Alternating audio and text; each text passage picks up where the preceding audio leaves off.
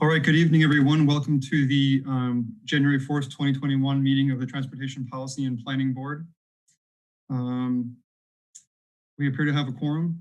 Anne, would you please call the roll?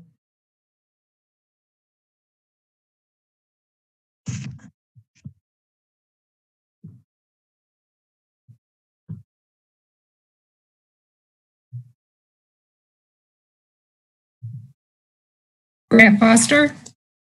Here. Keith Berman. Present. Rebecca Kemble. Eric Sundquist. Here. Chris McCahill. Here. Tom Wilson. Here. Baltazar De Santana. Here. Margaret Bergamini. Badri here. Oh, sorry. Badri Lankella. Here. Thank you. Thank you, Anne. If our tech facilitator could please go through our standard virtual meetings opener. All right, welcome to our virtual Transportation and Policy Planning Board meeting. We're going to cover a few basic items before beginning. If you lose connection at any point during the meeting, you can reconnect by clicking the link or calling the number in your original email. To members and city staff members, if you are able, please activate your video and keep it on for the duration of the meeting. Staff, if you are able, please activate your video when you are speaking.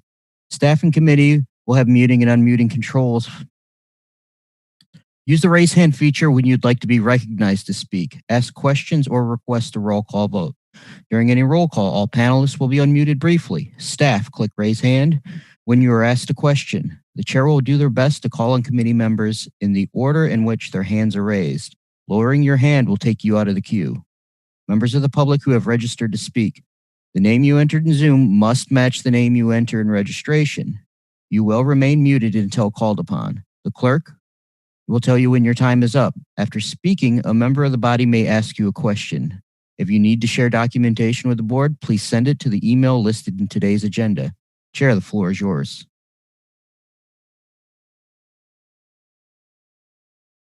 Thanks, Jesse. Before we begin, I just want to recognize Robert Burke. He was our regional representative from Middleton. His 2-year term was up at the end of the year, and we'll have a new member coming on who's actually on the call today, Randy Udell, who I believe is an older person from Fitchburg.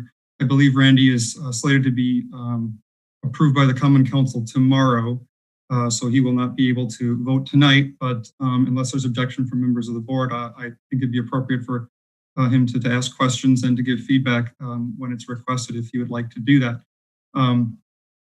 Also like to recognize that we have a large number of members of the Transportation Commission on the call with us as well, I believe primarily for item 5, which is an item where to save staff time, presentation will be given one place, and members from both bodies are invited to attend the one meeting rather than to have 2 items at 2 separate meetings. Okay. First item of business then is approval of minutes from our last meeting on December 7th. Assuming everyone's had a chance to review those, is there a motion to approve? Motion to approve. I think that was Badri.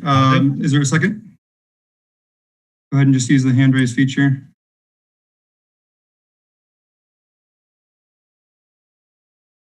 Second by Eric. Any discussion? All right, all those in favor of approving our meeting minutes from December 7th, 2020, please unmute yourselves and say aye. Aye. Aye. Opposed, no. Chair believes it's unanimous. If you'd like to register a no vote, please raise your hand. Seeing no hands raised, that is unanimous. Do we have any registrants for public comment for items not on the agenda? We do. Bob Schaefer. Okay. Mr. Schaefer, I see that you're with us here. You've got 3 minutes. You may begin when you're ready.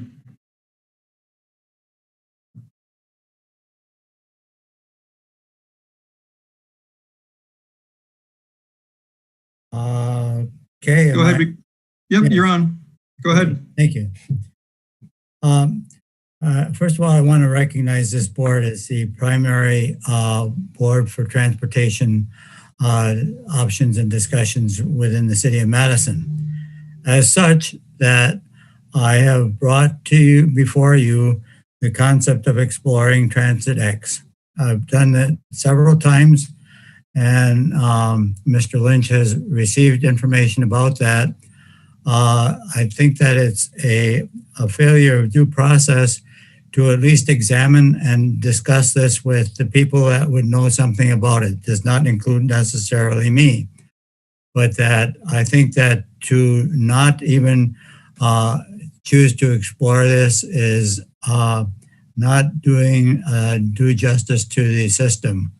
So I again ask that in light of the fact that this would be a far less costly and a far more advantageous system, I agree that it is something that is a 21st century technology, that it is built on technologies that have been successful in the past, and that I think it would provide far better service to the community, and that you're going to keep on hearing from me, and that I strongly encourage you to explore this. If any of the members want more information about it, that I would be willing to share that with you. And I think that it definitely needs to be explored.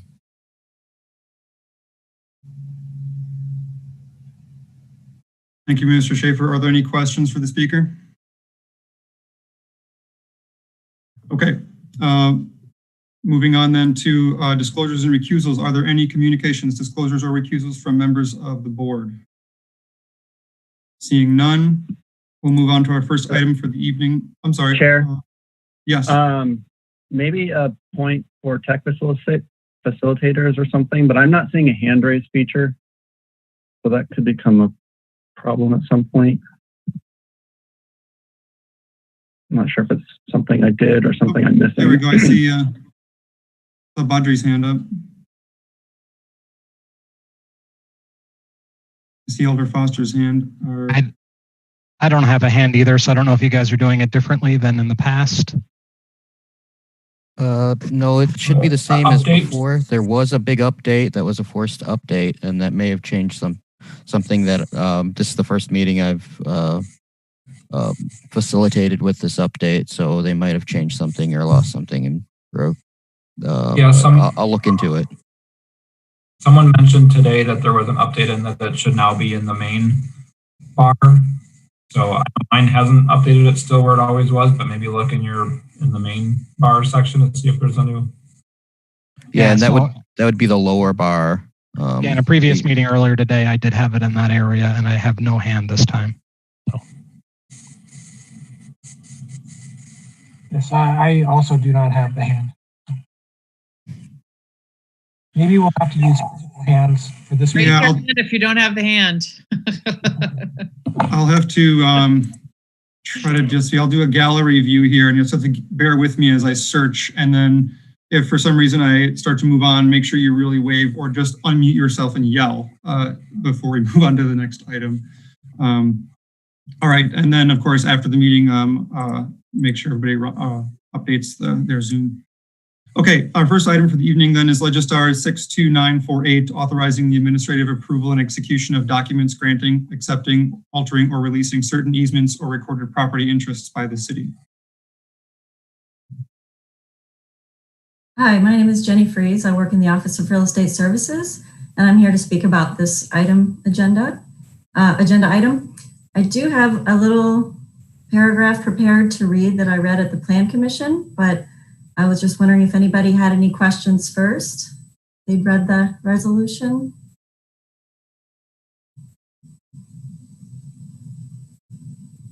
Nope, so I'll just go ahead. Not seeing any hands raised in either place. So I think you're good to go. Yeah, I don't have the hand feature either. Let's see. I think you can go ahead. I don't see anybody waving. Okay.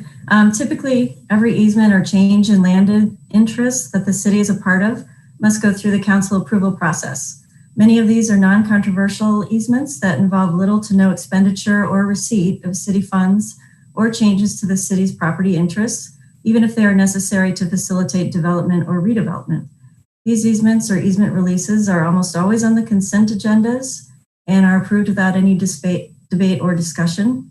However, that process takes staff time and resources. While also slowing down the process itself, it can take, for example, 4 to 6 weeks to secure the approval of the easement or the easement release.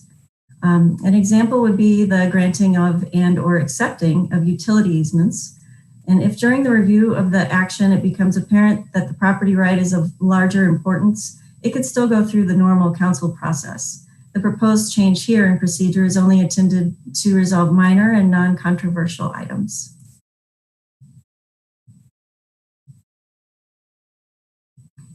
And I had a long discussion with Alder Foster about this over the holiday, providing some clarification, but I'm happy to answer any questions tonight. Thank you. Questions for staff? Alder Kimball, go ahead. Thank you, and welcome. So I guess my overarching question is, who makes that determination? Who determines what's uncontroversial? And I would expect Alder Foster asked you that same question,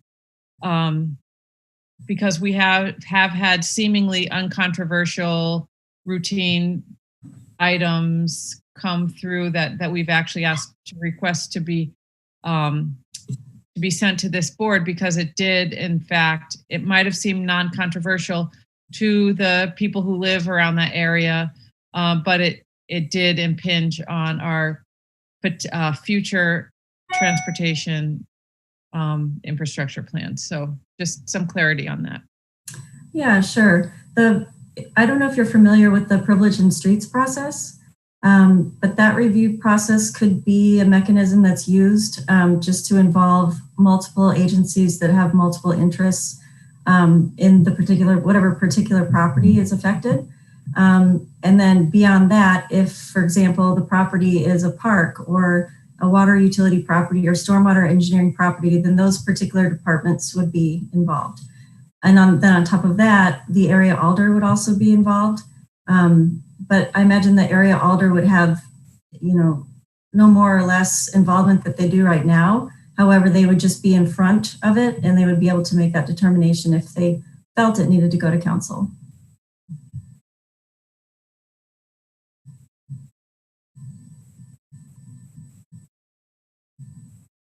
Additional questions for staff?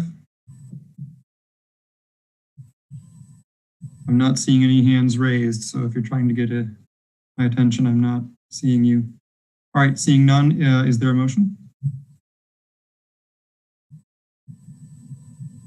Alder Foster? Move approval. Motion, is there a second?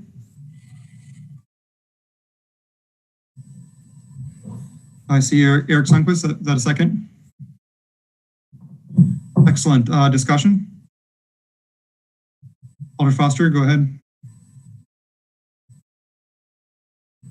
I see your hand up. Oh, sorry, I just didn't take it down. But yeah, I did have a lot of questions with this when it was in front of us before. Thanks, Jennifer, for talking through with me. I think my concerns were pretty much alleviated in understanding the scope of what this will cover. So this really doesn't cover,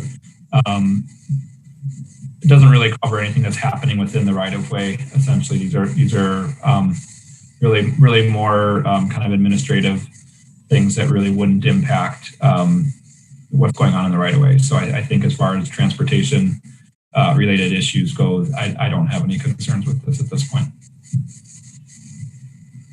Thank you, Alder Foster. Additional questions for staff or discussion?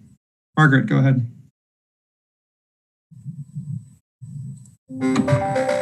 My only question is I don't see the actual language for resolution attached to the agenda. Perhaps it was attached to the last agenda, but has the language been written, and can we get that somehow? I'm sorry, the language for? The language for the resolution to going to the council. I see the memo that you wrote. Oh yeah, the file ID number, you mean? Alder Foster, looks like you have Yeah, it says with Legistar, Margaret, the actual where it says text. If you click on where it says text, that's the actual body of the resolution itself. Okay. It's not an attachment. Thank you. And that actually leads to a good point. If this resolution passes, then all of the easements in the future that are deemed administratively approved would reference this resolution.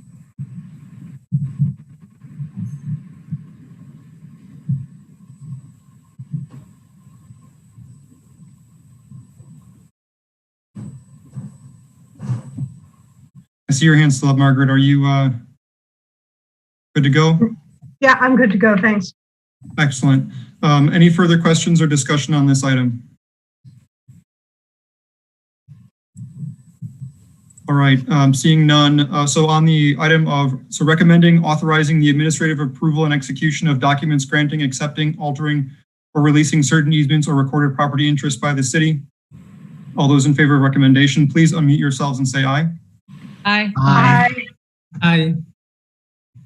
Opposed, no. Chair believes it's unanimous. If you'd like to register a no vote, please raise your hand or wave your hand. Seeing none, that item is unanimous. Thank you. Thanks, everyone. Next item, I'm sorry? Tom?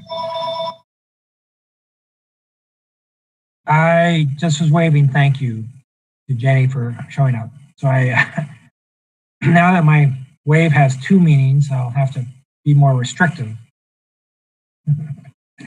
And yes, thank you. On this particular meeting. All right, next item, Legistar 63184, adopting the recommendations for the Bus Rapid Transit East-West Corridor described in the report entitled Revised Locally Preferred Alternative.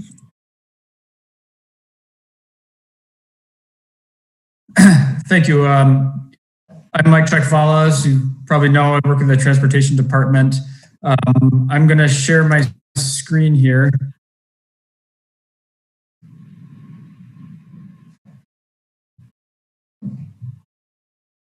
Okay, if you can't see it, let me know. So we have introduced a report that revises the locally preferred alternative document. That document is on Legistar, of course, and so I'm going to go through this. It doesn't have anything. The assumption is that you've read the report, but we can always go through things in more detail if you need it. We're happy to do that. So current status of the LPA was adopted by the MPO and the Common Council back in March. The Federal Transit Administration approved entry into the Small Starts program, which was the follow-on to that.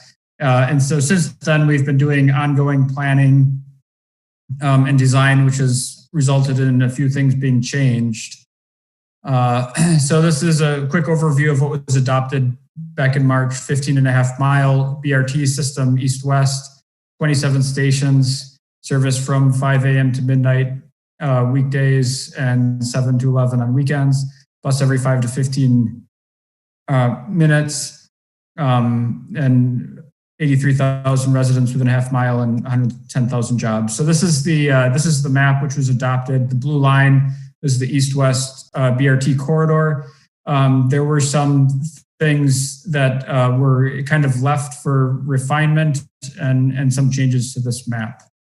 So this is the running way. It was predominantly a combination of side running BRT and mixed traffic. And this is all a review of the schedule. So we are now, of course, just entering 2021. So we're in project development. We will have that completed in 2022, construction in 2022, 2023, and 2024, planning for opening day in August 2024. Just a quick touch on the financial part of this. So we've done some consolidation of the BRT bus replacement and maintenance facility program, and along with some of these refinements, have reduced the cost to the city. We've gone over this before, so I'm not going to go over it again. I just wanted to touch on it briefly. So there there are about 8 fundamental sections of the LPA refinement. Number 1 is center running, going to center running from side running on Mineral Point and East Washington Avenue. The Rose Road extension and the West Transfer Point, the Rose Road extension was removed. Revised West Terminal, we'll talk about that briefly. Mendota Street routing, revised East Terminal, revised station locations, revised operating plan, and then the Brayton Street, the Brayton lot has been added to the project.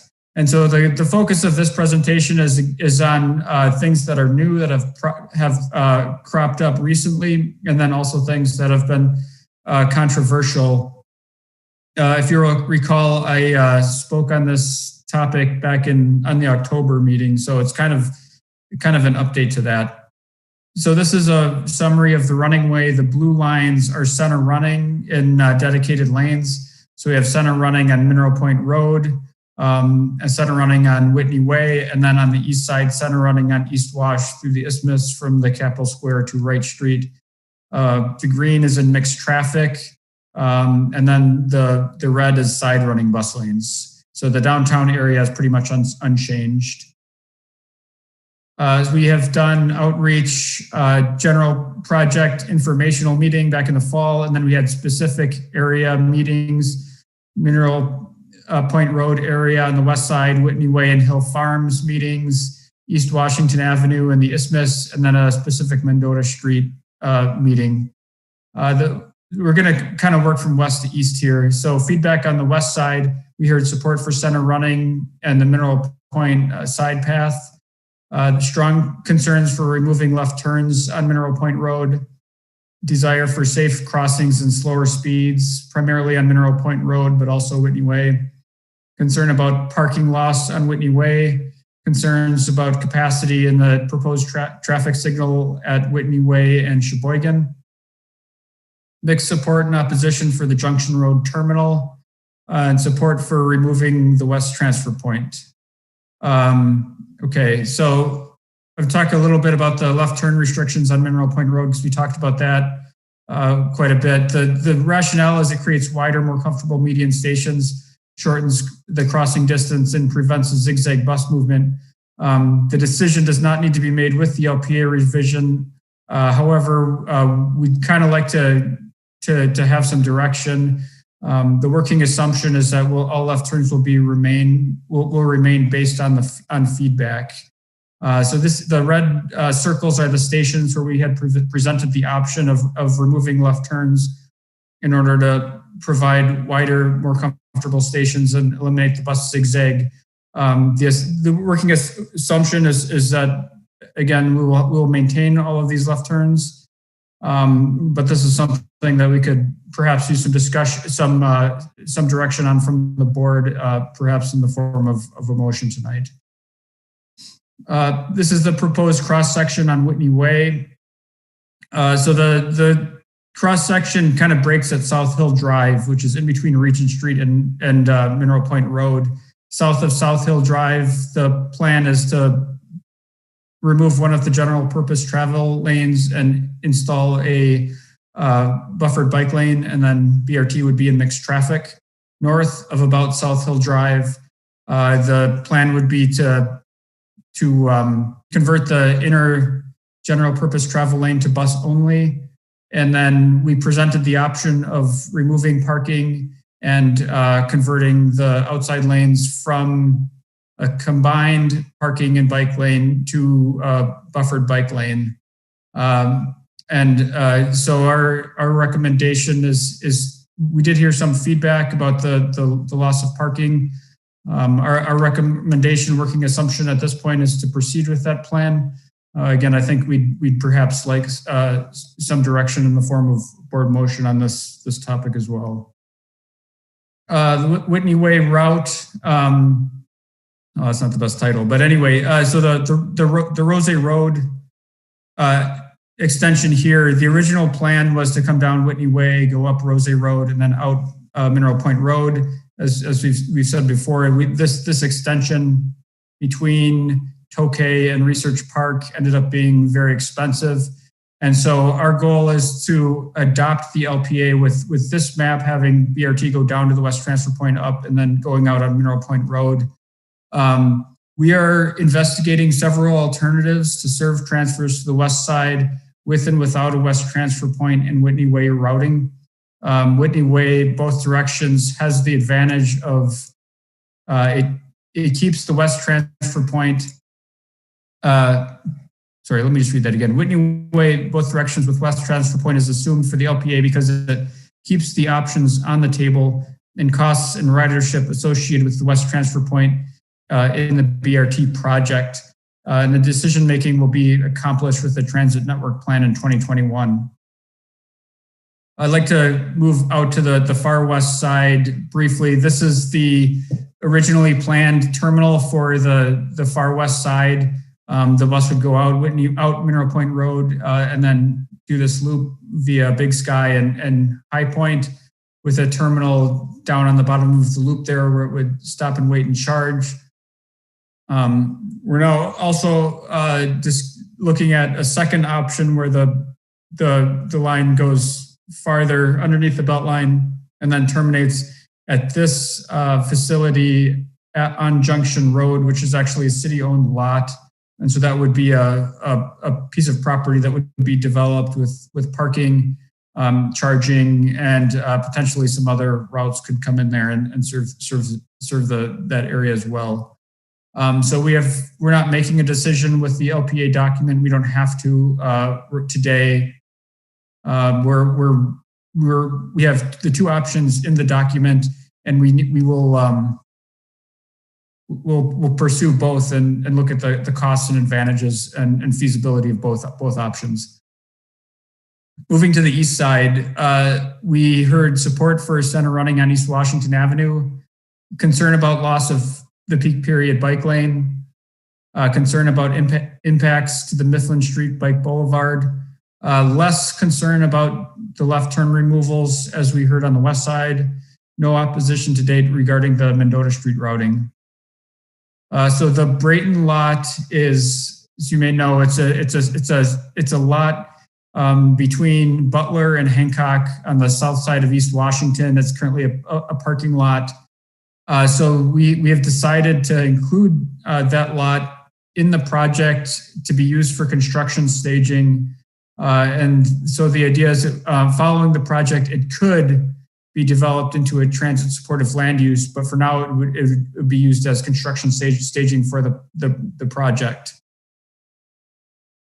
These are the proposed left turn restrictions on East Washington. We investigated Patterson and Baldwin pretty intensively since those could be either way.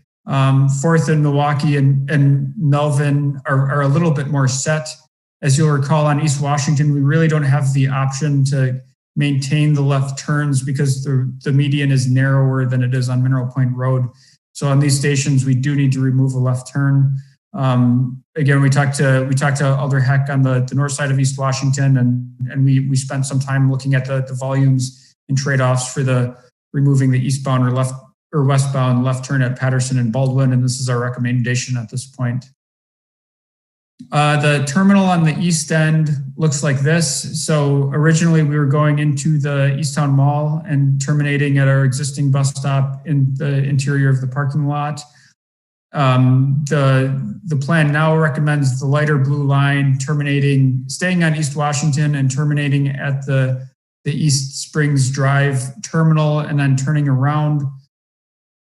As we've investigated that more and talking with Jarrett Walker, as we've started the transit network plan, it may be advantageous to end the line at Independence Station and turn around like this and have an off-street facility terminal on Independence in East Washington. And so again, we're going to investigate both of those options with the transit network plan. We're going to leave both options in the locally preferred alternative document, and that should be okay from our perspective to have those two sub options. So the next step is the LPA revision is on the council agenda for tomorrow, and then we will have the NEPA class of action And we really need to get that in, so we need to have this wrapped up for that. And then continuing project development, preliminary design, and then final design and construction and so on. So that's my presentation. I do have some other materials if anybody else has questions. But I didn't want to present the same material twice or perhaps more than that. So I'll take questions from there.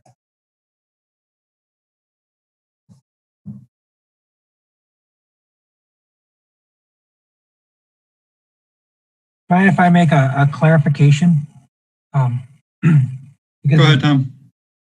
In the report specifically talks about the staff recommendation is to eliminate parking on Whitney Way. So if the board wanted to preserve parking on Whitney Way, that would require an action. If they are fine with it being the way it is or want to address the issue later, they don't have to make any motion on that. And BRT can run on Whitney Way either way. We have reasons for the recommendation that we did for Whitney Way. On Mineral Point Road, the report does not make a recommendation regarding left turns, preserving left turns or eliminating left turns. It just states that it's an issue. So if the board would like to clarify the left turn status on Whitney Way, then they would just maybe make a motion to adopt the report with the provision that left turns are maintained on Mineral Point Road. And so that would be so those are two separate clarifications. Thank you, Tom. Thanks, Tom. So we do have one registrant for public comment on this item, so we'll jump to that first. Bob Schaefer, looks like you're still with us. You got 3 minutes. You can go ahead when you're ready. Hey, can you hear me? Yes, we can. Okay. I think that one of the things as I've followed this through the years is that the objective was to increase ridership and speed up the movement. And that when I look at the plans now, that I don't see any documentation or data that demonstrates increase in ridership or changes of speed in that. In fact, actually, with the reduction of speed on East Washington and some of the other changes that were made, that the travel time between East Town and West Town would appear to even be greater than what was first anticipated. The fact that the local buses are removed from East Washington means that transportation on East Washington by bus would have to take more time for the people and perhaps even increase the number of stops that the bus would have to make, which again would add additional time. That the concept is there, but that the data, in my opinion, is missing. There was a time in the earlier presentations where I believe that there was an expectation of 10 to 15,000 daily trips on it, and that I think that that there is no documentation to support that, from my opinion. The other thing is that the fact of the matter of the local bus routes that would be replaced, that hasn't been addressed, and it ought to be addressed as part of this, since it's going to be definitely a factor that is contributing to where you're getting people. If the buses are going to be run on local streets that are outside of that, people are going to have to walk an additional block or more than that in order to be able to transfer on and off the BRT buses. So I think that also looking at the overall plans that are out there for the United States, that there is not another plan out there that I can see that is any way comparable to this. Most of the plans that are out there have a dedicated right-of-way for buses that is not shared with vehicular traffic. And on streets where it is shared with vehicular traffic, that the traffic volumes on those streets do not seem to be anywhere near the amount of traffic volume. When people are looking at the whole COVID thing and less traffic. Mr. Schaefer, your time is just about up, so wrap it up, please. Yeah, that virtual home thing is also going to reduce bus transportation. All right, thank you, Mr. Schaefer. Are there any questions for the speaker? Not seeing any hands. If you do have one, just go ahead and yell out. All right. Okay, so seeing no questions. Questions for staff from board members. Alder Furman, go ahead. Thank you, Chair. Mike, can you bring back up the slide? I wanted to see before there's a motion made if we could talk a moment about the left turns on Mineral Point, so they can understand some of the concerns from the neighborhood meetings and some of the concerns as older of that district I have, and then concerns I've heard from the older and District 11 right next door. Wanted to just kind of point out to the board and see if we could have a little bit of a discussion. So I don't know if it's appropriate now or if we want to wait to make a motion and then we can amend the motion, but just kind of talk about why there are concerns about eliminations of left turns in at least a few of these circled areas. Chair, do you have a preference on how we handle that? I think procedurally it's maybe easier to sort of discuss it first, but I don't really have a preference. Okay, then I'll go ahead and do that. I mean, I think I appreciate the need or the desire to have these stations be larger and not have to worry about going zigzagging in and out of traffic. But one of the huge concerns with Mineral Point, opposed to East Washington, is it's a much less of a grid pattern for the streets and buildings that are on Mineral Point. And so in these examples, this doesn't necessarily give us the best view, so it might make sense for us to pull up like a Google Map view, but I'll try my best to at least show this. On the Rose Road left turn, if we eliminate that big white space in between Island and Rose has CUNA. And so the ability for people to actually be able to, if they're going eastbound on Mineral Point, their ability to actually get into CUNA and have a light to help them there is going to be very, very difficult. There is no turn on Island. Island doesn't actually get you there very well. So it becomes very, very awkward and very, very troublesome to figure that out. I have not heard if we have traffic volumes for that particular turn. But I'll start at least with that idea of that Rose. Getting rid of that is certainly very problematic. Making a left if you're going westbound on Island, that is the only lighted entry into Oakwood Village, which is an assisted living and retirement living complex. There's a new affordable development complex that's being built right there as well. I believe traffic engineering does have some counts on the turns there, but that is not a small area. And eliminating the ability to turn with a light there would be incredibly problematic for the residents there, because as I said, that's the only way to get in and out with a light. There is one other way to get in, and it's not really shown here. Is that Mike? That would be it. It's opposite of this little road, I think. Okay, yeah. I mean, but there's a lot of traffic on that block, and to make that turn without a light on a fairly consistent basis for hundreds, at least 200 plus residents that live there, is certainly problematic.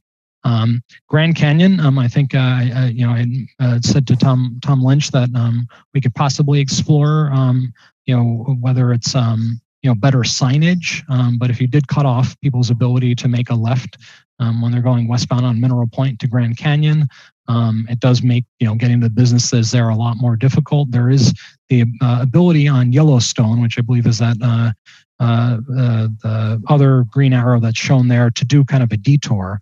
So with proper signage and re-education, you probably could get people to make a left onto Yellowstone and then kind of do a detour into Grand Canyon. So I think there's probably a little bit more flexibility to do good signage there. I don't know if anything's been done, what we've done like that in the past as a city, and what works well for traffic engineering to do something like that. So I think there's a little bit more flexibility there. And I don't have a strong opinion about the Westfield left turn, but I think the island and the Rosate turns continue to be just a huge issue for the people that are in that area if we were to eliminate that left turn. I don't necessarily believe that we or feel strongly that there absolutely needs to be a decision made on that tonight, but I am inclined to make it clear, in the resolution that issue does need to be resolved by using more data and a better understanding of what are the alternatives if we eliminate those left turns? Because as I said, this area is not as grid-like like it is on East Washington, where there are lots more options if you can't make that left turn. I don't know if staff has any thoughts or other board members have thoughts, but that's definitely feedback that I have heard and feedback that I definitely see looking at this area. That's consistent with what we've heard. Thank you. Thanks, Alder Furman. Alder Foster, go ahead. Thanks. I guess wanted to confirm. I think what I heard is that if we didn't do any restrictions at this point, that is something that could be done at a later time. I guess one just get confirmation that that's true. The issue is at some point we need to start designing this, and so if we're in design and then change our mind, there's some lost effort and cost. I would say we definitely we'd want to know before it's actually built. Once we build the station, we either build a station that's 12 feet wide or 20 feet wide. And I would just add on that, this is Justin. Yeah, I mean, it's hard to imagine a scenario where we don't have to make that decision in the next 6 months or so. Otherwise, we risk delaying the project design. That's helpful.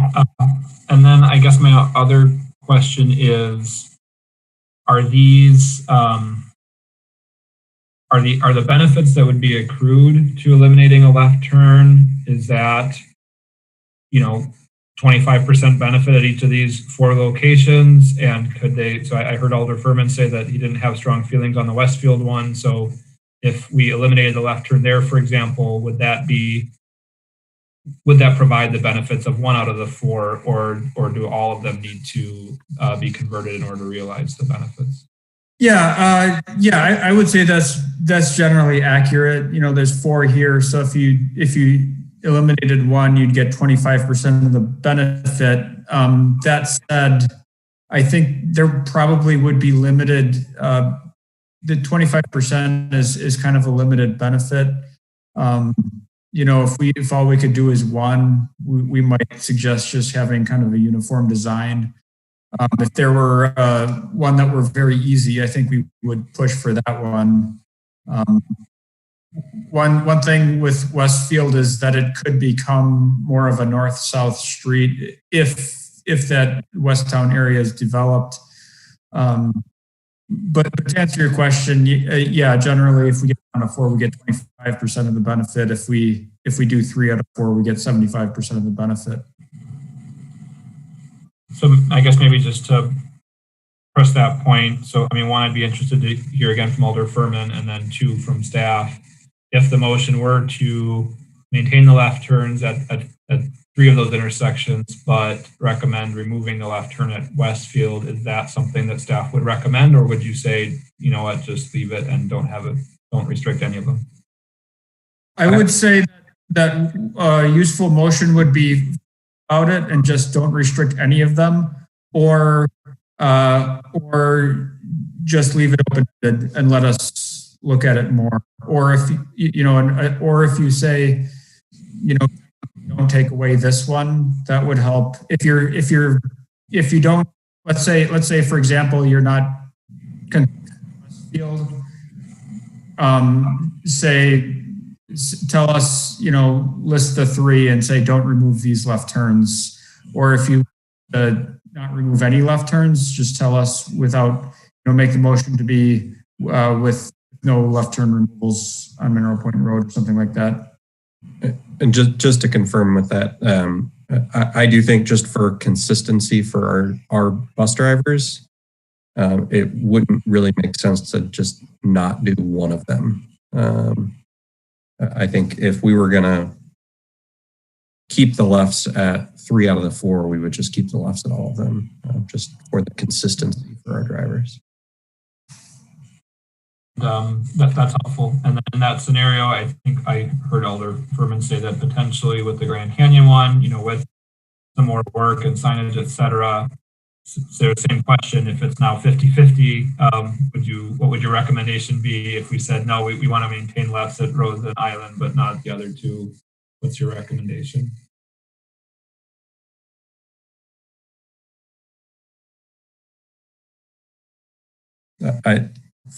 From my perspective, I don't really know. It's a tough one. That's fine.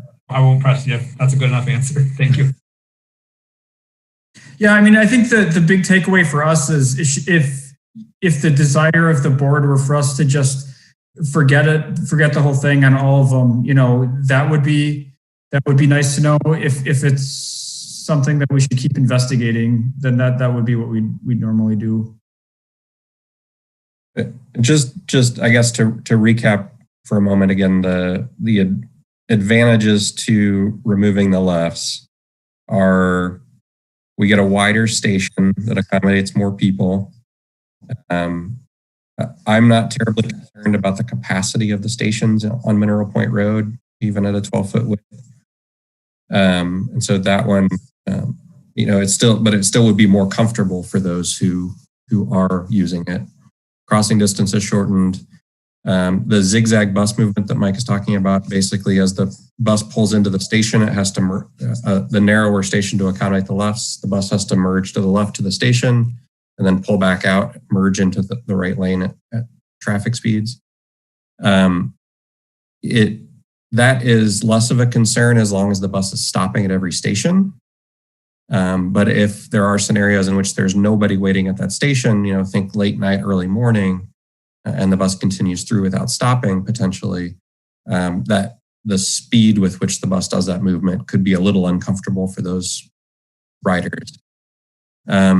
And then the third is that we would need to introduce a protected left phase. So basically the green arrow versus red arrow for the left turns through the intersection.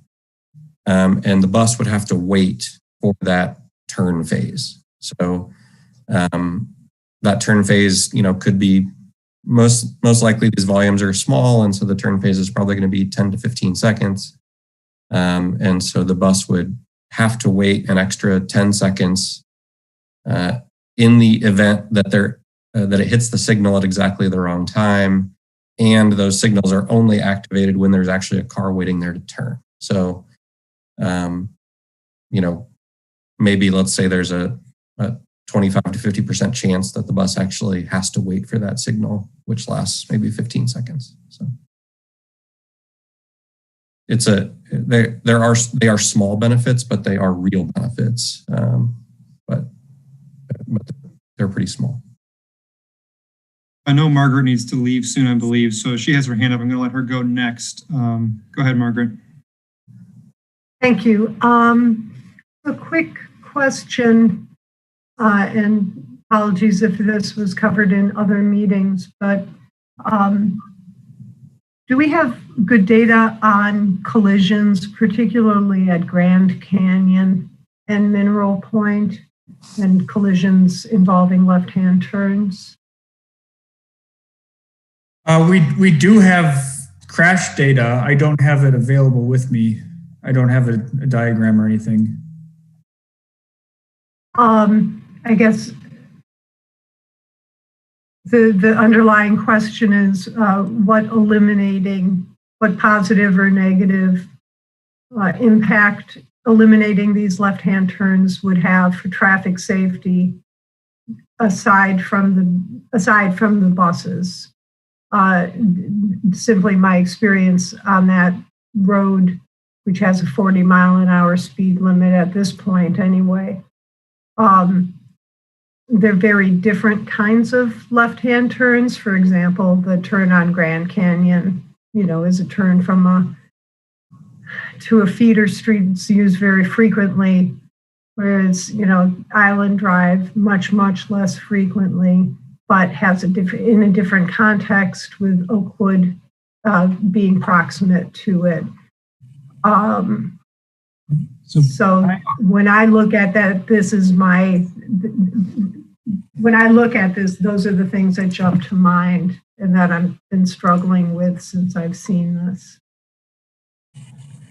Yeah, I think if we're not really removing these left turns, we're just moving them to a different intersection. That said, we are moving them away from where people are crossing to catch the bus more likely. So yeah, we summarize that as shorter pedestrian crossing, but I think there's possibly some benefit there too. I just looked on our crash sheet, and Grand Canyon and Mineral Point Road, as far as injuries, does not have a fatality or a serious injury or a pedestrian or bike crash for Grand Canyon.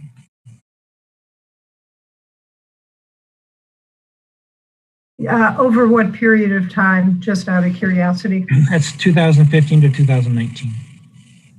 Thanks.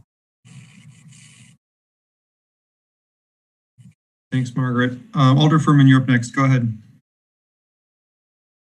Thank you. I believe there actually was a fatality in 2020 at Grand Canyon and Mineral Point. So that obviously wouldn't have been your data for that year.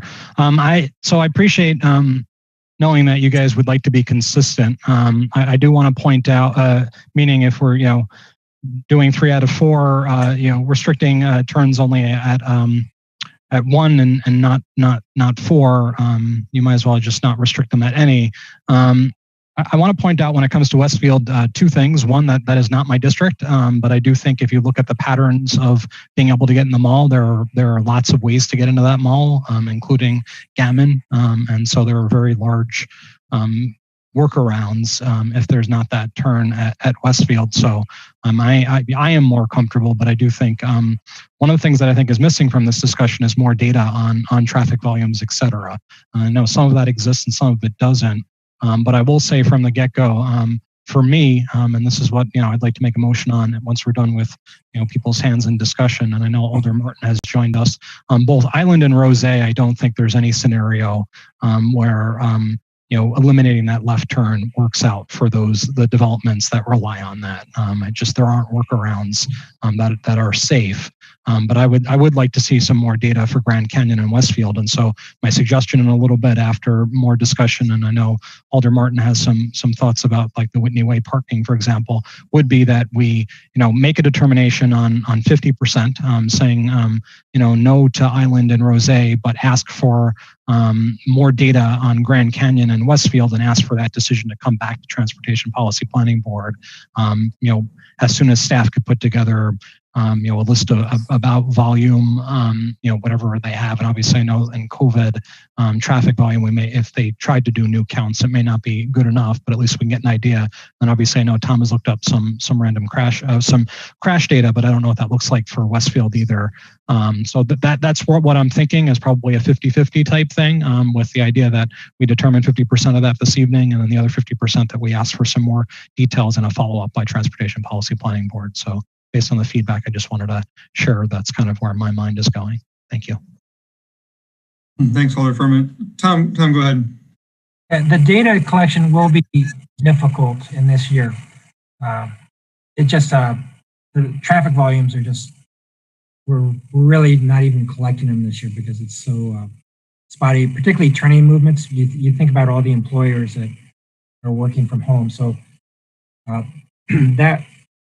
and unfortunately, East Washington, we have a pretty good history of turning movement volumes. We have, for Mineral Point, we do not. So I just want to. Sure, Tom. I think I would note though for traffic volumes for both, the Westfield and Grand Canyon probably are less reliant on employers I would imagine that the Panera over there and the different businesses on there, in that area are probably still getting a decent chunk of their volume, as is the mall area and Metcalf's and all that other stuff. So that's fine. We could probably talk about that a little bit more offline, and maybe just have it come back for a longer discussion and a decision. But I think, as I said, like Island and Rose, I think for me is, I think those decisions are a lot more straightforward, just based on what the alternative paths are for the people that in that area. All right, thanks, Tom. Thanks, Alder Furman. Badri, you're up next. Go ahead.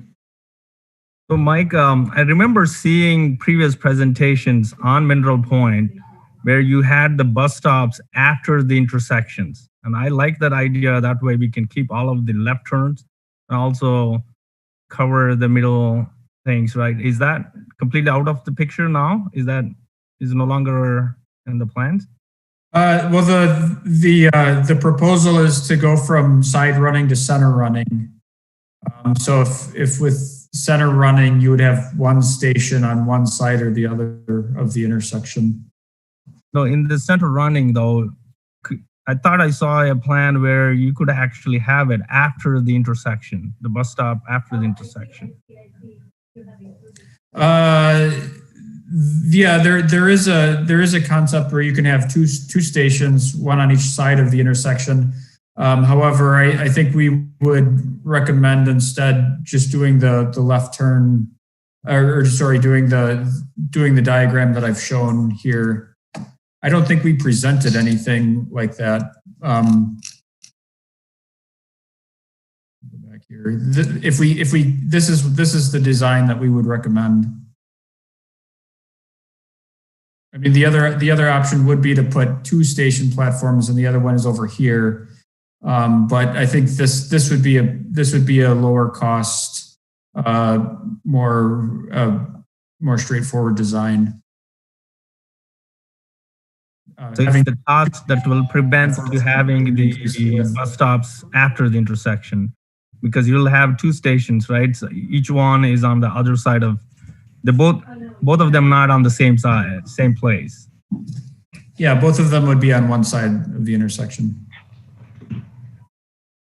So would we have a cost difference to see how much that will be for if we have separated those? And I like that idea. I think the ballpark the would left be turns, right? So that we could continue having the left turns from both of them, and also you have the center running. Oh, I think. Yeah, I mean the ballpark would be maybe a couple $100,000. It'd be likely around 500,000. I think that it also has one potential challenge in that you've got active traffic in the turn lane, kind of right behind the station, right adjacent to the station, and so that kind of negates some of the benefits of the stations being in the middle. But it's certainly possible. I don't know that the benefits in this circumstance versus what Mike's showing on the screen is really worth the cost and impacts of it.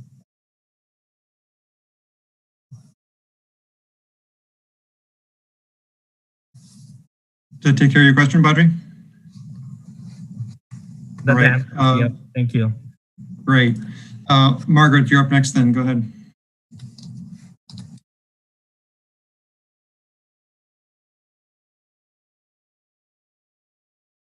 So Margaret may have just left her hand up and gone to a different meeting. I'll go to Alder Martin then. Go ahead.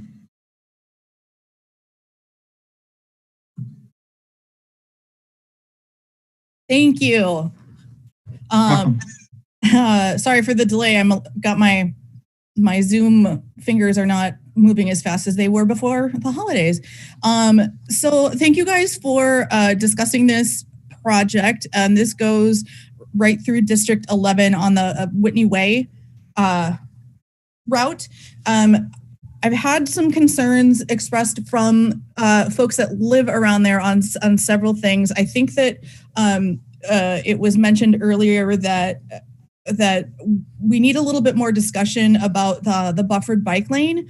I think it is a good idea, but sorry, cats. But I would like to have more opportunities. I would like to talk with Renee a little bit more and kind of get some more answers and information specifically on that point for the neighbors to see a little bit more in depth why this is the solution that we think will work the best. And I just want to make sure that folks that live around there are really getting the information so that they can fully understand the thought process and decision making behind this and hopefully support this. I do know that there are a lot of folks on Whitney Way who are not in favor of the buffered bike lane because of losing parking in front of their homes. So that is an issue that I kind of want to talk through a little bit more with them.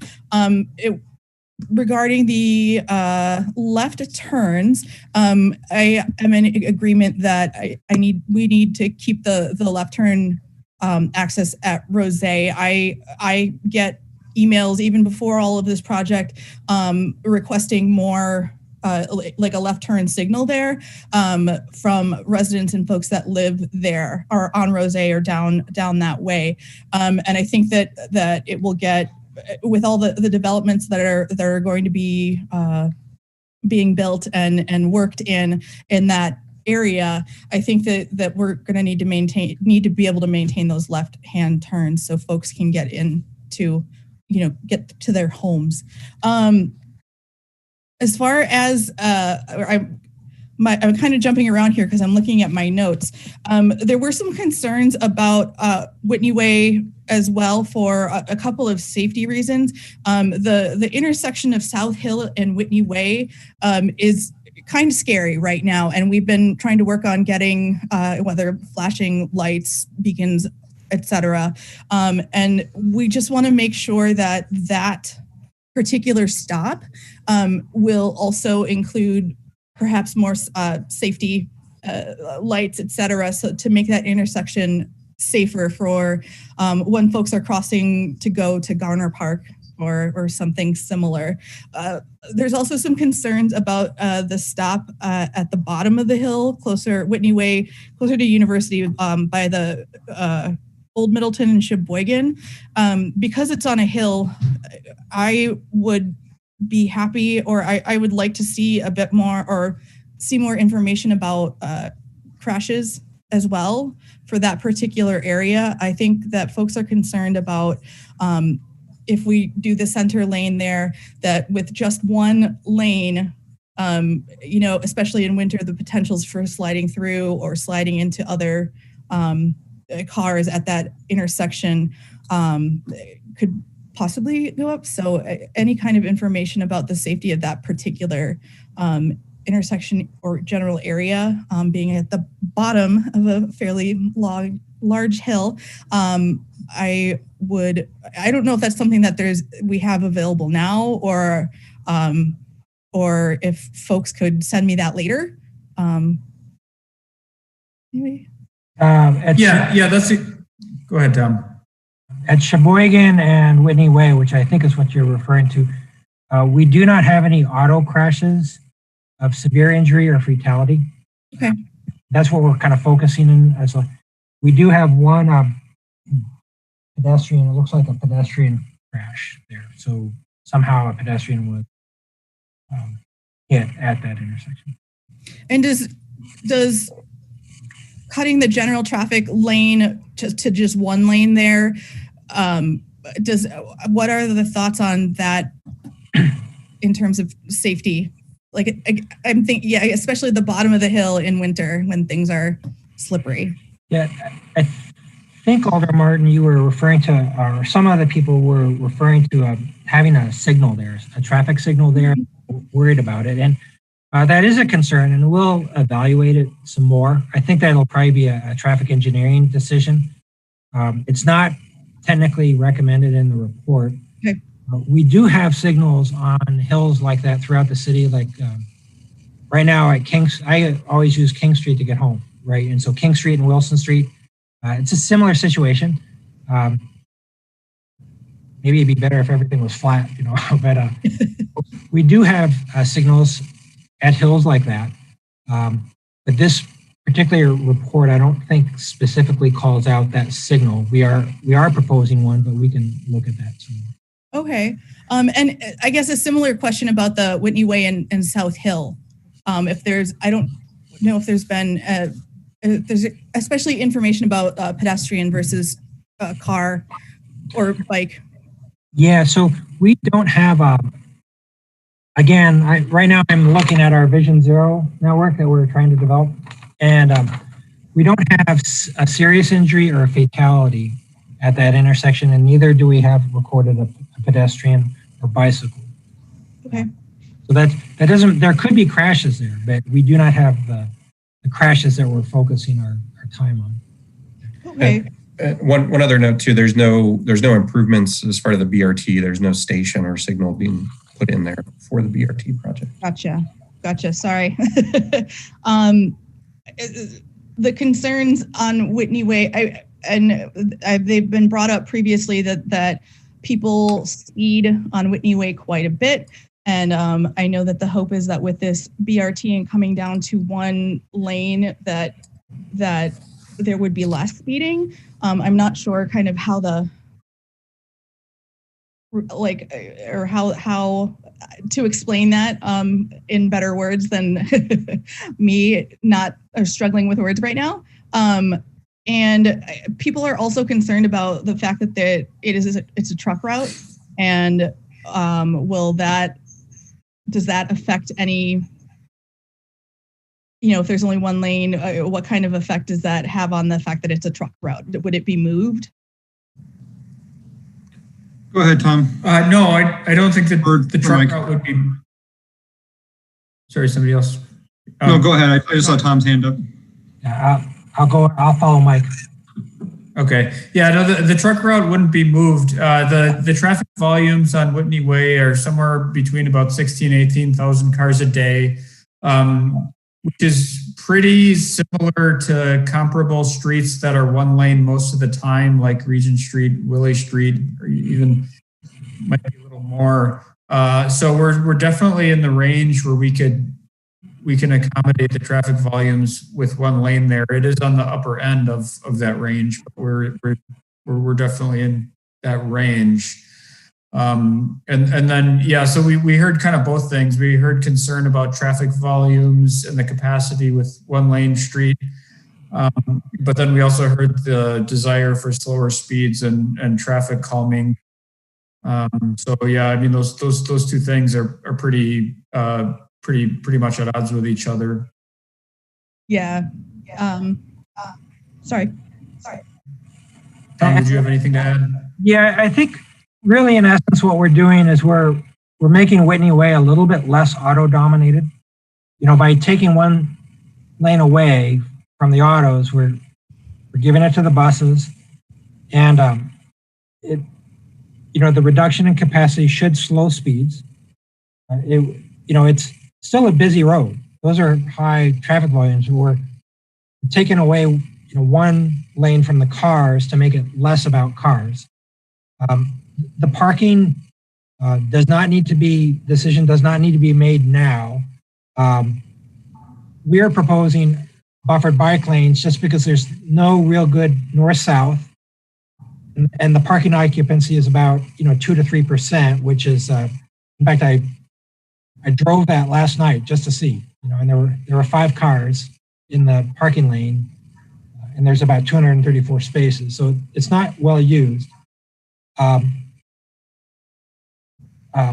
So that's the reason why we're proposing that. If it remains parking, that on-street parking may be used by people that take the BRT. There's kind of the converse in that you keep the parking, then it probably might become could become storage for people taking the BRT.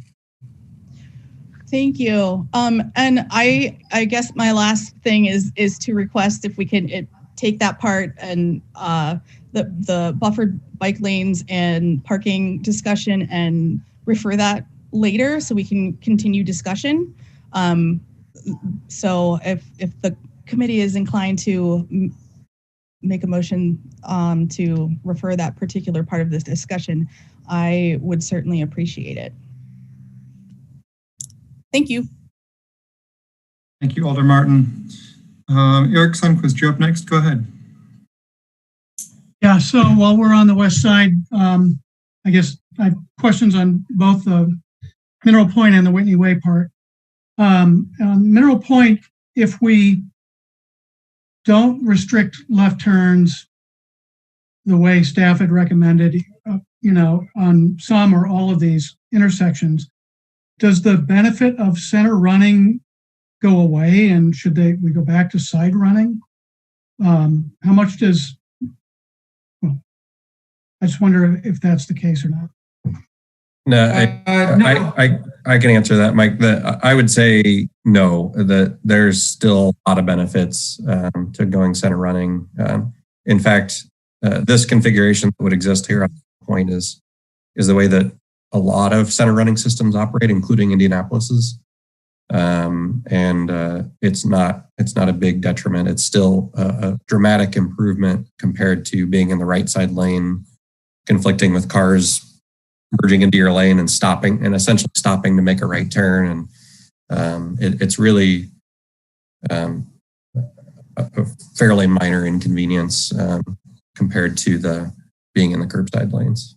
Okay, thanks. And on Whitney Way, I've likely missed it, but I looked at the memo again before the meeting and listening. Why is the proposal to run the bus and mixed traffic north of South Hill and in a dedicated lane south of South Hill? Why wouldn't it be a dedicated lane all the way along? I think you have it reversed. It would be in a bus only lane north of South Hill. Yeah, I said it backward. I'm sorry. Oh, yeah. I understand what you meant though. So south of South Hill Drive, into the Mineral Point Road intersection and continuing farther south, we do think that we need the 2 lanes of traffic there. So that is the reason for wanting having the BRT mixed traffic. The other issue is that we'll be turning right. Presuming we're going into the west transfer point, which is sort of the reason for going down there. If we're going southbound, we're merging over into the right lane anyway. So, you might have the situation where we have a bus lane on the left, but the drivers are going to the right as soon as they can anyway. So that was kind of our rationale. Well, that's south of Mineral Point. That makes sense, but is there that much traffic differential, right? I guess my question is, how much traffic is just being generated right there at South Hill to make that be so different? Wouldn't it make sense the transition is actually a little bit more complicated. So northbound, we would be so between Mineral Point Road and South Hill, northbound, we would technically be in mixed traffic. Because you'd have that second lane that carries through the intersection, but then we would lose a lane and then gain a bus lane. So the bus would never really have to. So once we go through the Mineral Point Road intersection, the bus would never have to contend with traffic really, because it's stopping in lane in mixed traffic, and then there's really nobody in front of it. Southbound, we would have a bus only lane that would continue down to Mineral Point Road. And then end at Mineral Point Road with a special signal phase. So technically the dedicated lane southbound would end at Mineral Point Road, and northbound it would start somewhere between Mineral Point Road and South Hill. Okay, that makes more sense. Thanks, I appreciate it. Maybe one thing Go ahead, Tom. One thing to add to that is south of South Hill Drive. Am I muted? No, we can hear you. You should be good. Okay.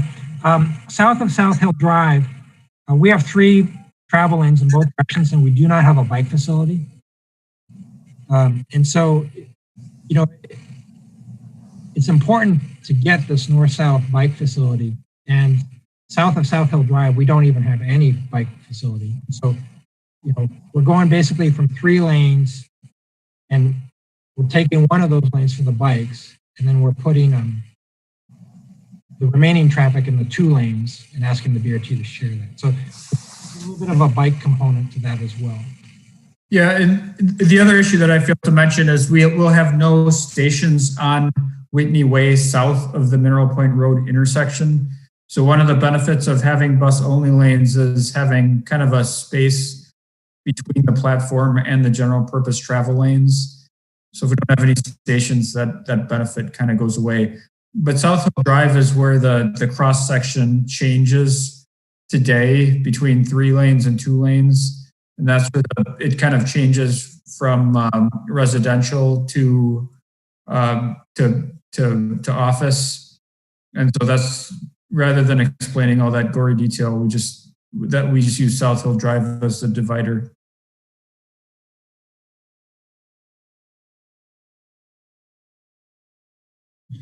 All right, Alder Foster, go ahead. Thank you. I had a question, I guess maybe both for Alder Martin as well as staff. So I mean, regarding this, the converting parking to buffered bike lane, which is something I'm very supportive of, and good to hear that Alder Martin is as well. I'm also sensitive to the desire and the need to make sure residents have all the information and, you know, trying to kind of bring them along through the decision-making process. I guess my question is, if we were to pull that component out of this, what additional information would be gathered, or what is the plan to work through whatever else needs to be worked through in order to bring that back? Because I guess my concern would be to just sort of postpone it. Sometimes those things kind of get lost, and I guess my interest would be that we do address the question and make a decision on it. I'm assuming there will be some people that will be upset in either case, but I see Alder Martin's got her hand up, so maybe she could just give her thoughts as to kind of what that process would look like. What kind of timeline we would be looking at with that move. Go ahead, Alder Martin. Thank you, and thank you for the question, Alder Foster. I had met with Renee Calloway to talk a little bit more about buffered bike lanes and kind of got more information about why you would choose that other than, or instead of a parking / bike lane. What I want to do is have another public meeting where she would be the one presenting very specific information about that, and I would be willing to do this as soon as she is ready. I've talked to her; she's good with the idea. I do want to have an actual public meeting so that folks can listen to the very specific bike / parking concerns about that. And I think that her insight and explanations can help, and answering questions that the public might have with a lot more authority and information than I can. So I would like the opportunity to do that with my residents. And again, I this is something that we've been talking about previously.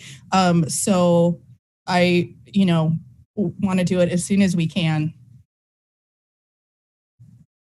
That makes sense. I guess, Tom, if we went that route, so if we recommended to not include that element in this at this point, and then Alder Martin worked with Renee, held that additional neighborhood meeting to help educate, and then would you kind of procedurally, I guess, how would you imagine that? Would traffic engineering bring the staff recommendation, assuming it doesn't change? Would they bring that to the Transportation Commission and ask for a recommendation, or how would you see us resolving this following that additional meeting? Yeah, I think those are acceptable, methods of doing it. unlike the station design on Mineral Point Road, where we actually have to tell consultants to design this or that, the Whitney Way decision does not affect the BRT design, and so it's not a critical path item. But just like you said,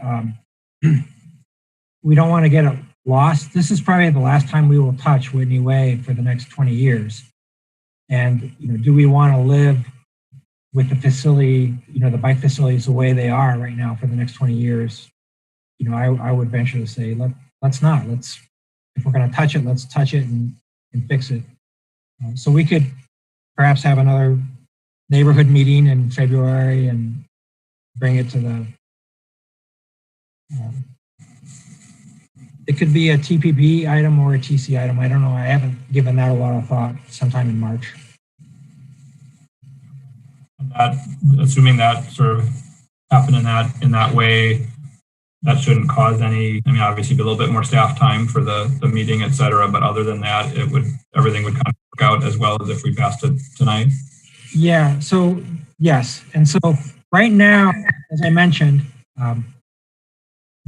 right now the recommendation in the report is to put in the buffered bike lanes. And so that all recommendation can be altered. And that particular recommendation is not a critical path item for the BRT. We can go ahead and move forward. Conversely, the Mineral Point station's design was not recommended in the report. It was left open. And we will eventually need to start designing those stations one way or the other. So. I guess my last kind of procedural question, again, both Alder Martin, I'd like your perspective on this as well. If the motion was something to the effect of like holding on this element until following an additional neighborhood meeting and recommendation by the Transportation Commission or something to that effect, I guess one, would that meet what you're trying to accomplish? And then from a staff perspective, would that be okay with this resolution, or would that monkey anything up with the LPA component? It doesn't monkey anything up. You might want to put a time limit or something, maybe, this year, so that it doesn't get lost or something. You know how things can get far off and lost and not addressed. Yeah, Alder Martin, do you have any thoughts on that? Yeah, no, that excuse me, should work.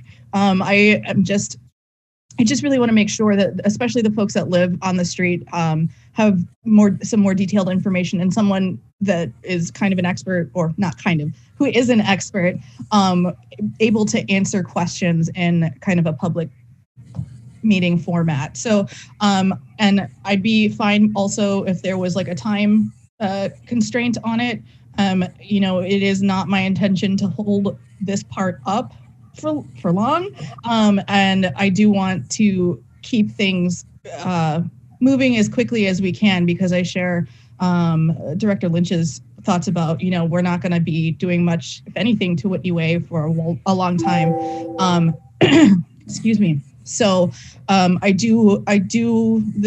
this public meeting and working with Renee is definitely a priority for me, and I would like to get information out as soon as we can.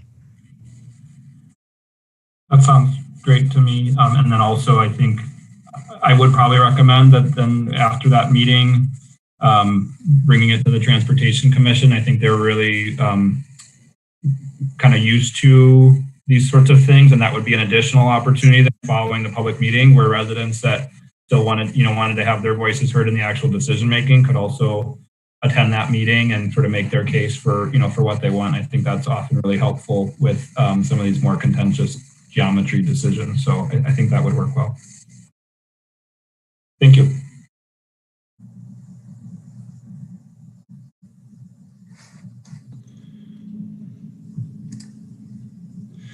Okay, any further discussion?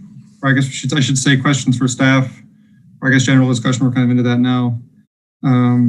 Before we move on to the motion. Well, let me scroll through all the faces here in case. All right, seeing none, is there a motion on the item? Alder Furman.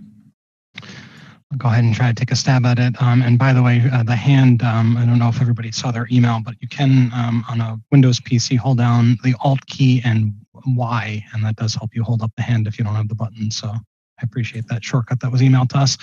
So I'd like to move adoption of the revised local preferred alternative with try to summarize what Alder Foster said. I don't know if anybody had taken notes on that, but the idea of Transportation Commission, the buffered bike lane being taken on Whitney Way being taken out of this and then coming back to Transportation Commission, do I want to say by the end of the summer? Elimination of removal of left turns at Rose, Island, and further discussion in front of Transportation Policy Planning Board about Grand Canyon and Westfield by May.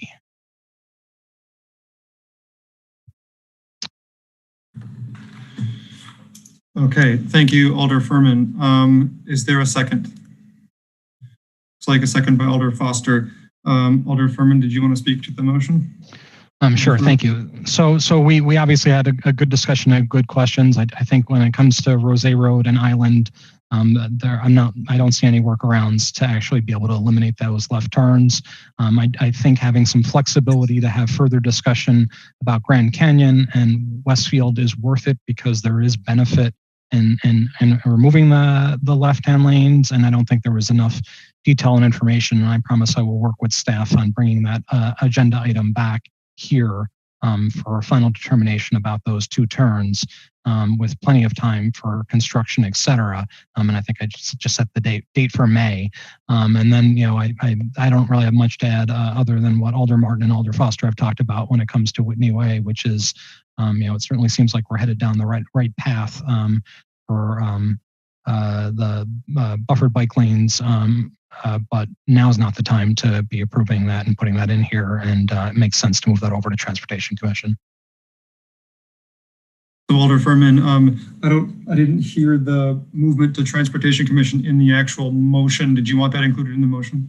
Yes, for the Whitney Way stuff, yes. Yep. Okay. I was going to ask you that if you didn't mention it, so I'm glad that you did. All right. Discussion. Alder Foster, go ahead. Yeah, just really wanted to clarify the motion. I think I heard eliminate the left turns, I think it's eliminating the left turn restrictions. In other words, not having left turn restrictions at Rose and Island, which I'm pretty sure is what Alder Furman was wanting. Thank you for clarifying that. I did not say, I said that kind of awkwardly, but you were correct, Alder Foster. Thank you. And that the remaining two be looked at again, and then I think come back here again by May. Did I hear that correctly? Okay, excellent. Further discussion. All right, seeing none, is everyone clear on what we are voting on? It's quite a bit. I'm not seeing any hands raised. I'm not seeing anyone waving their hand. So on the motion to, let's see, adopt the recommendations for the bus rapid transit east-west corridor described in the report entitled Revised Locally Preferred Alternative, with the changes, or with the changes that the changes to the parking on Whitney Way and the bike lane addition be removed at this point, and pending a public meeting, be taken to the Transportation Commission by the end of the summer, and that the turn restrictions on Rose and Island be removed, and that the left turns on the other two streets be looked at and brought back to us by May. I believe I got all of that correct. All those in favor, please unmute yourselves and say aye. Aye. Aye. Aye. Opposed, no. Chair believes it's unanimous. If you'd like to register a no vote, please raise your hand. Seeing no hands raised, I believe it is unanimous. All right, thank you to everyone who participated, staff, board members, alders. It's much appreciated. Okay, next item Let's see. Legistar 63473, review and approve traffic calming subcommittee summary report and request for extension. So I'll be handling this one. So as you know, the traffic calming subcommittee has been meeting for the most part twice a month, and we came up with I think it's about a 2.5-page summary recommendations, and then another request for extension. I'm not going to read the whole document to you. I hope you've had a chance to take a look at that. What we're really asking for here is, well, one, it's just take an opportunity to kind of let you know where we are, and then and where we plan to go, and hopefully get either your blessing or feedback on, are we going in the right direction? Are we not going in the right direction? Are we missing something? So our main recommendation is that the existing programs be consolidated into a single program that will align its priorities with other ongoing initiatives such as Complete Streets, Vision Zero, and the Metro Transit Network Redesign Study. The subcommittee recommends that while those initiatives are being built out over the next couple of years, but the majority of the combined program resources that exist today be focused on projects that are known safety issues and/or that close gaps and improve conditions on the core ped bike network in the city. The subcommittee recommends early adoption of these two priorities in project selection for the 2021 construction season. And what that means, what we meant by early adoption, other members who are on the call can correct me or add to it if I'm wrong or don't explain it well, is that for 2021, not to interrupt the projects that are sort of already in the works, but that when staff presents the list of top projects or recommended projects, when the Transportation Commission goes through their exercise of reviewing those projects, that they keep those two. When they do that, they don't always select the top 10 or 11 projects. There are projects that are removed or added to based on the priorities of the Transportation Commission. So we're really saying there is this year, when they go through that exercise, that those two things, closing the gaps in the ped bike network and projects that are at areas that are known safety issues, be emphasized in their decision-making process. So are there any questions on, and the other thing, of course, is we're requesting an extension from February 15th, 2021 to April 15th, 2021, just to continue to give us some more time to flesh out the new program. With that said, I'll take questions. If there are other members, including joint members on the Transportation Commission, that would like to add anything to what I said, please feel free to raise your hand. You can do that. Otherwise, I'll open it up for questions.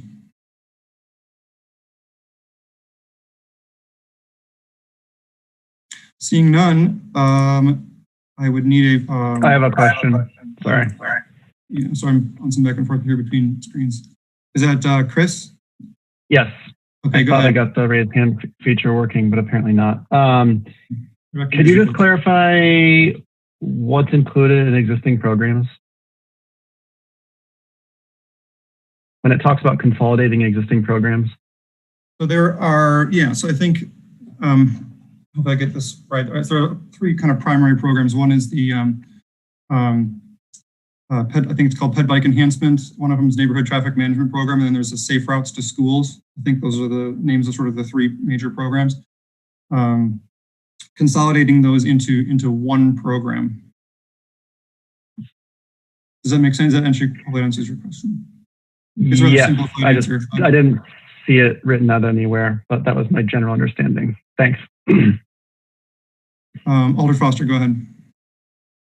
Yeah, and we've got some additional info on that we can share out. I think Renee Calloway pulled together sort of a number of different account lines, even beyond those three programs, that really funds similar improvements.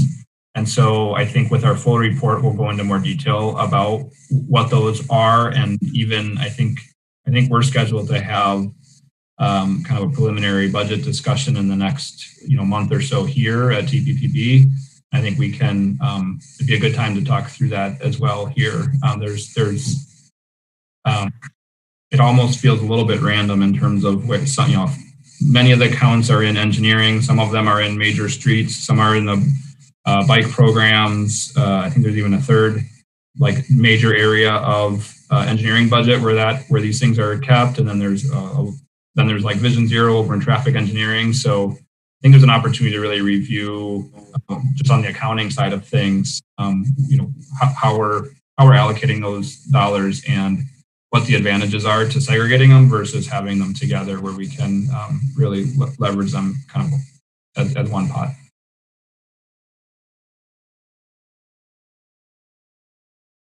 Thank you, Alder Foster. Are there any additional questions? I guess even comments from other members of the subcommittee? Anything they want to add? Alder Foster, I see your hand up again. Go ahead. Yeah, I guess I just wanted to really actively ask again, not just questions from folks here, but I think it seems that everybody within the traffic calming subcommittee has been really of a similar mind, and I think we've been doing really strong work and are making a lot of progress and feel really good about the recommendations. We can certainly take silence as agreement, but it would be great to see if anybody does have any feedback or, whether it's supportive or if you're really or if you're not sure of something, it would be helpful because we're definitely in that phase where we're pretty much moving forward based on those recommendations. So if there are any questions or concerns, it'd be great to hear them from folks. Otherwise, we'll continue as we have been.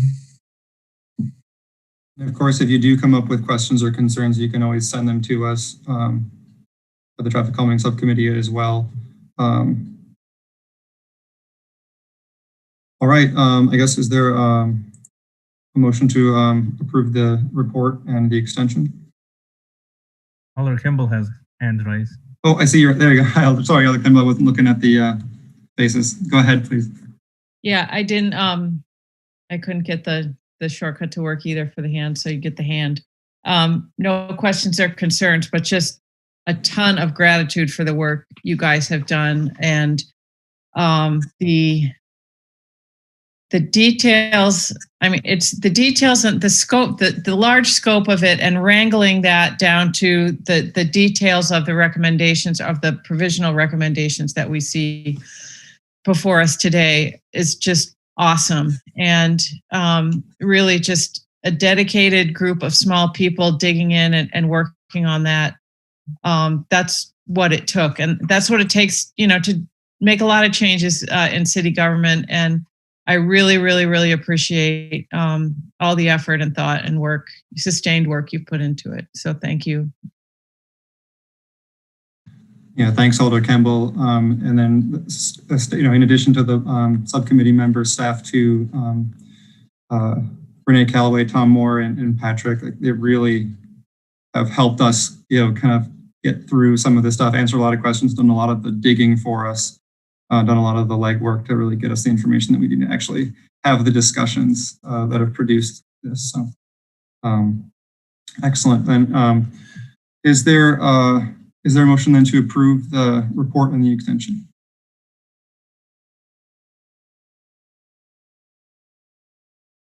I'll move the recommendation for extension and acceptance of the report. Thank you, Alder Campbell. Is there a second? I don't know if I can second, but I'll. You can, yep. All right. Any discussion? All right, all those in favor of accepting the report and approving the extension, please unmute yourselves and say aye. Aye. Aye. Aye. Opposed, no. Chair believes it's unanimous. If you'd like to register a no vote, please raise your hand. Seeing none, that is unanimous. Thank you. All right, then that moves us to Legistar 63471, Transportation Department 2020 report and comprehensive plan review. Great, thank you. I'm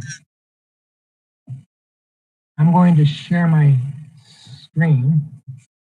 I think over the summer I was reading through the transportation ordinances and I looked under the duties of the Director of Transportation, and it turns out I'm supposed to provide an annual operations report.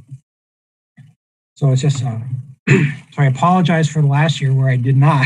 But I thought, why not do it? And if there was ever a year to actually look at transportation, this is perhaps the year, right? I'm going to break this into kind of two parts. First part is just looking at transportation trends and what happened this year and how that might affect the way we think of things in the future. And then the other is just a real brief report on how each division handled COVID and what are their main work efforts. So we look at trends. This slide shows traffic volume at Park Street in Olin. Right after we had the stay-at-home order, Park Street was at 57% of the pre-COVID volume. During the summer, it rose to about 86%, and now it's hovering right around 80%. This is taken by traffic counters. I'm going to make a caveat. We have various sources of data. Some are through traffic counters, some are through streetlight probe data, which is your cell phones. And the data sources, they don't always match up exactly. You know what I mean? So that's the problem with having multiple data sources, is that then you have multiple, right? But the gist, you can see what's going on. If we look at it, this is streetlight probe data. If you look at other areas in the city, East Washington at Portage, 90% September of 2020 versus September of 19. Atwood, about 87%.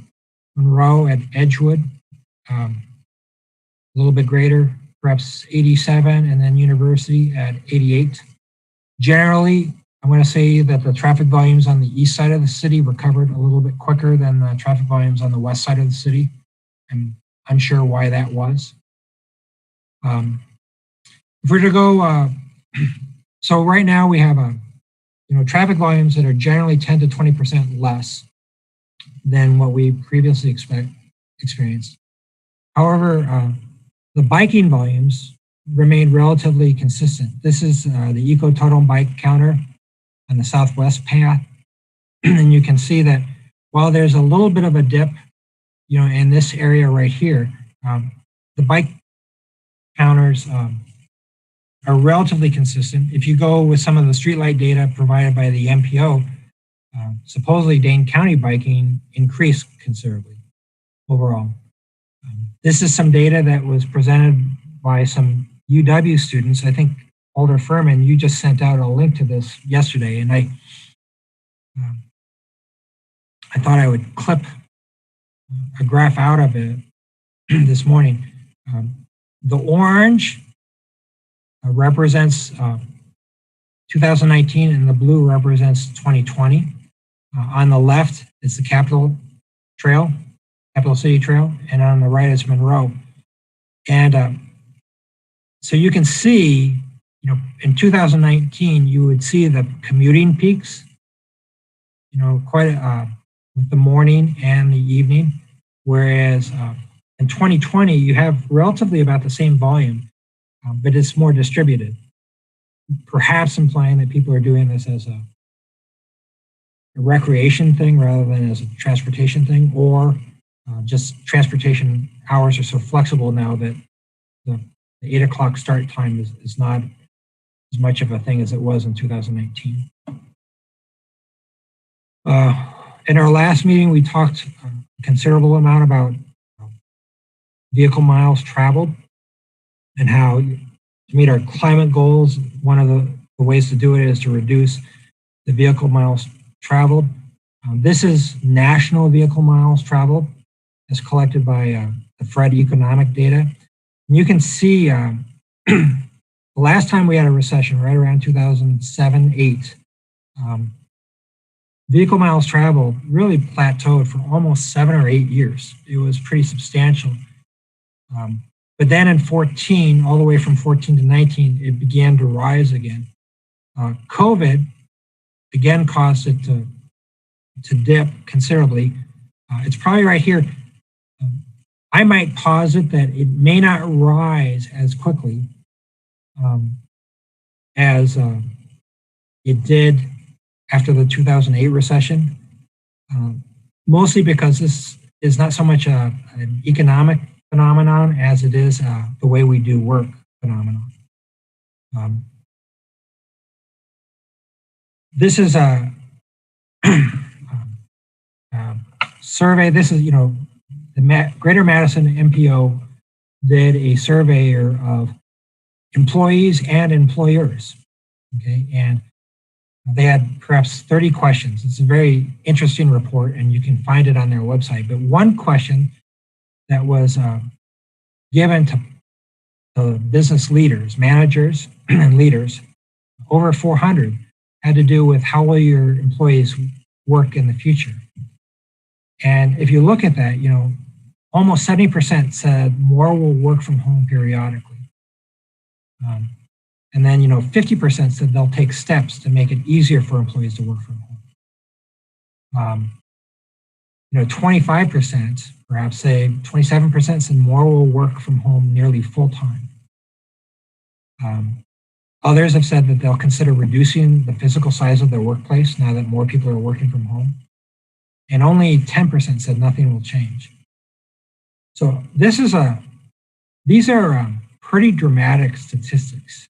If you think about it, if a person works from home just one day a week, and let's say every employee works from home just one day a week, that could result in a 20% decrease of our peak hour traffic volumes.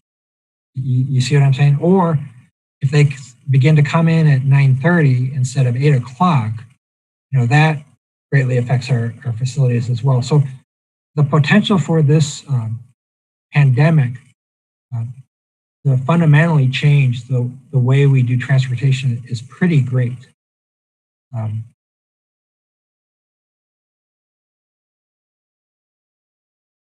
These are our traffic crash trends.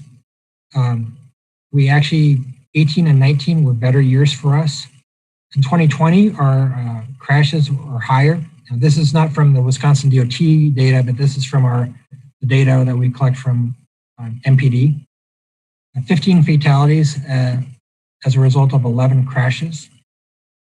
We don't know, we won't get this data till April, so we don't know what were the causes per se.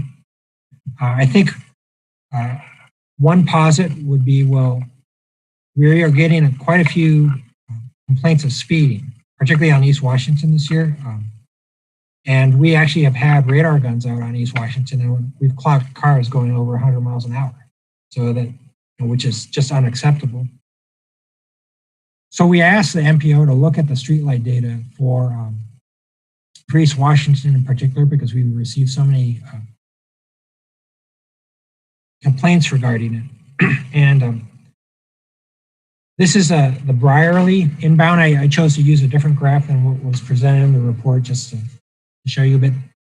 This is the inbound East Washington at Brierley, so it's going west. And the orange represents 2019, and the yellow represents 2020.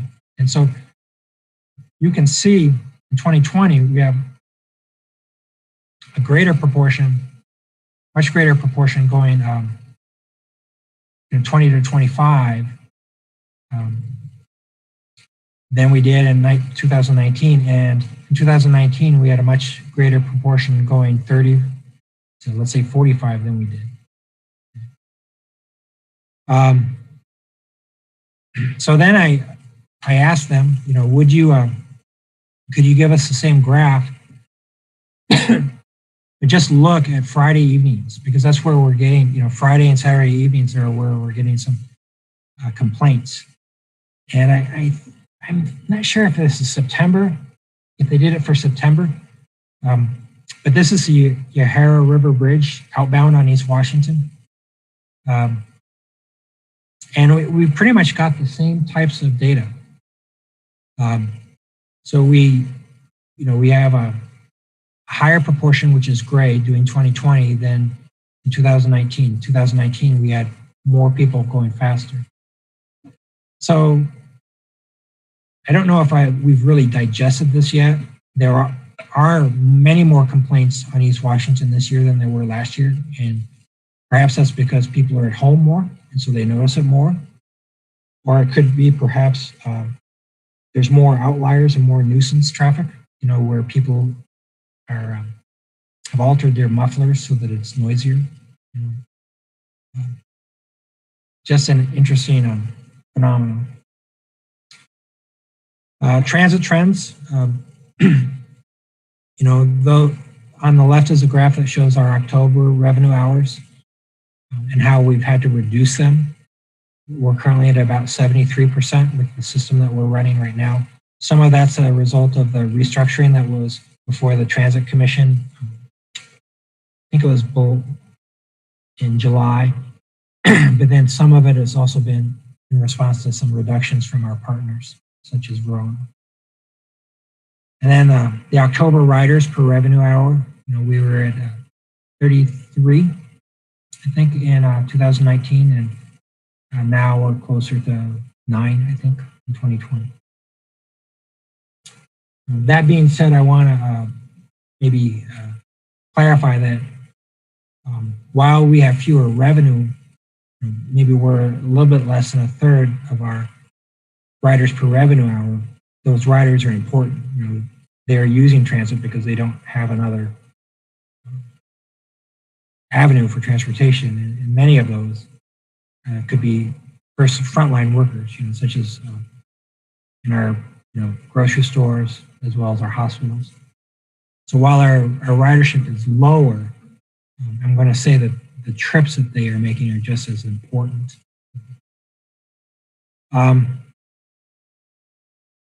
Parking revenue. So the parking utility has actually been used for years as a way to help make the city's finances work. We provide payments to the city as far as it's called payments in lieu of taxes. So it stands for pilot. When I first came to this job, I thought, why do we have pilots? I didn't I didn't understand that it was it did not have to do with airplanes.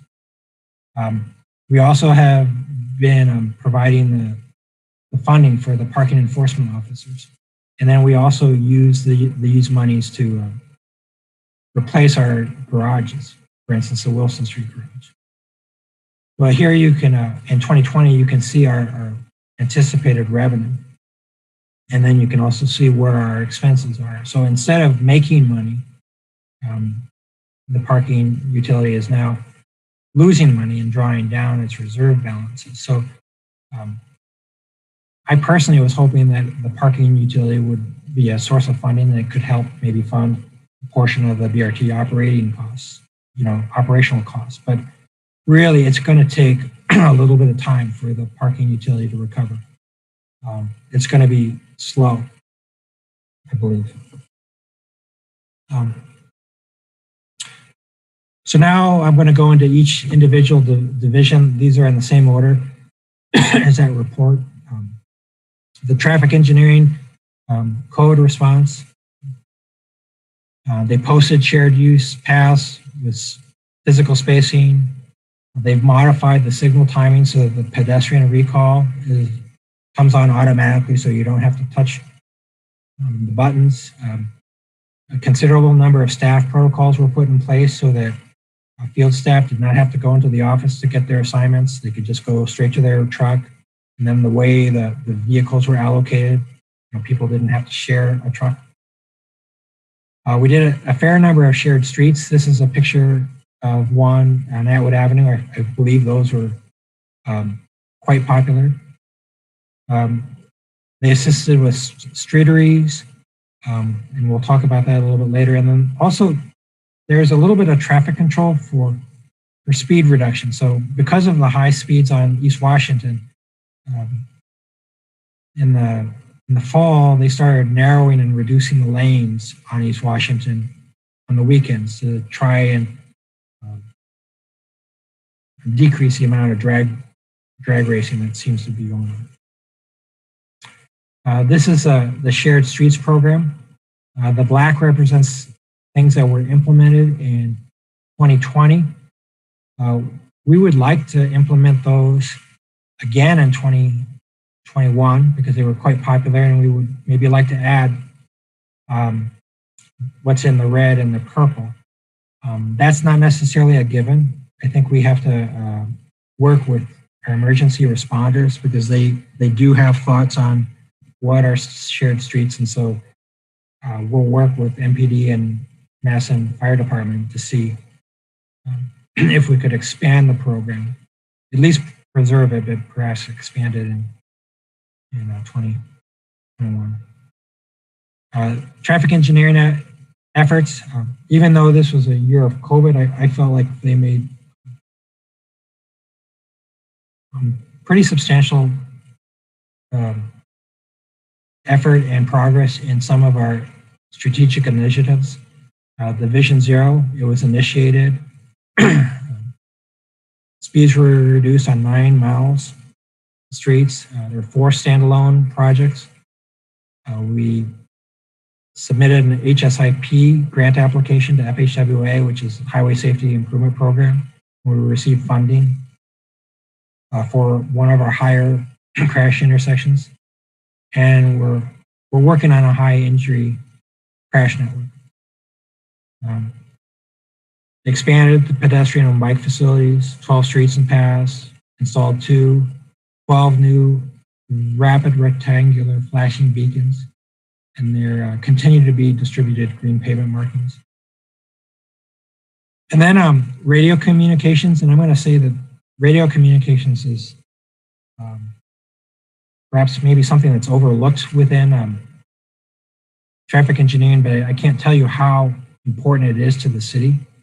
Every police officer, every fire department officer, every engineering staff person has, a radio. They're able to communicate, dispatch. One of our big efforts was to relocate our facilities. On the west side, they were on the UW Tower over there by University's Research Park 2. Now it's on the Blackhawk Tower. We've relocated the radio shop to Nakusa Trail, which is over there by Walmart on the east side. And we've entered into a modernization agreement with Motorola, thanks to the efforts of the council. This is a slide that was presented by Tool regarding the complete green streets. This is what's in their contract. They are supposed to develop a mode hierarchy, which is kind of establishes which modes are most important. A street typology kind of puts that same hierarchy at a street level. The council approved adding to the contract the distributed green infrastructure, which is we're always competing with, do we put in a bike lane or a cycle track, or do we put in a stormwater infiltration, and those are competing things.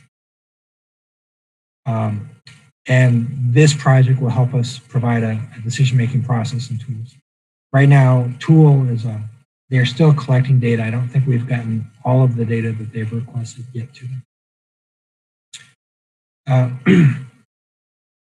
Some of the initiatives from 2021 are not necessarily a surprise. They're really just a continuation of things that were launched in 2020. Vision Zero, we'd like to complete an action plan, and it's a requirement for us to be in the network, Vision Zero network next year.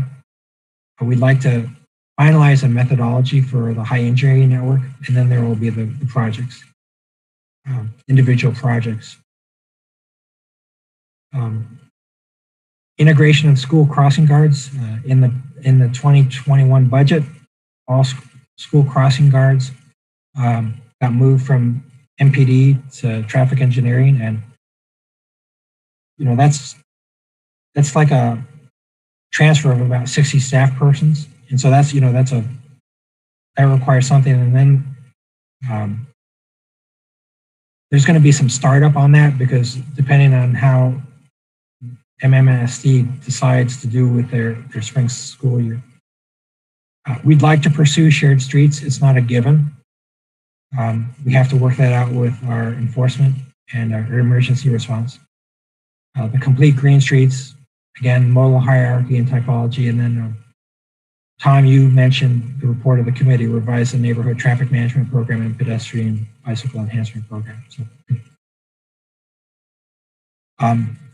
if we look at the Metro Transit COVID response, that required an immediate route restructuring.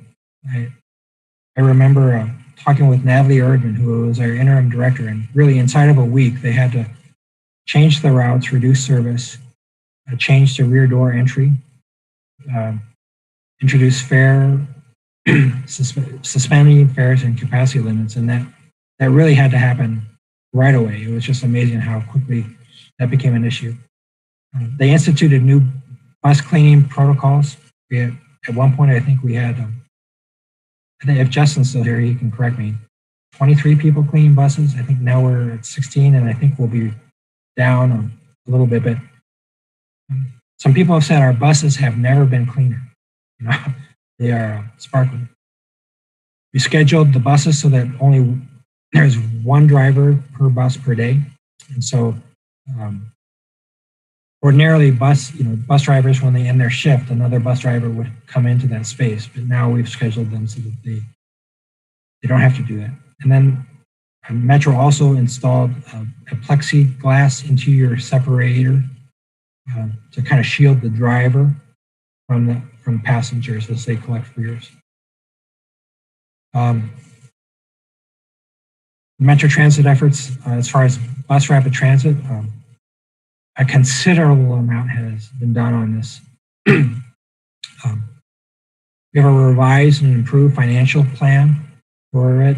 The project, it reduces the city's cost by about $10 to $15 million, and it greatly increases our chances of getting a small starts funding. We have a revised service plan that provides benefits to both the north and the south and helps front load our project so that it'll be much easier to and less costly to implement the north-south BRT. We submitted project to FTA for evaluation in August. We refined the LPA to center running with revised terminals, which you all just voted on, 2 agenda items. But that alone, required a fair amount of analysis. Several reports were made, probably easily 8 to 10 public meetings. It's a lot. And then also, we submitted a 5339B grant early in the year, and we were informed that we got it. So this also helps reduce the BRT project costs, because that grant basically helps pay for some of the things that we were going to do with BRT. We are still pursuing a satellite facility.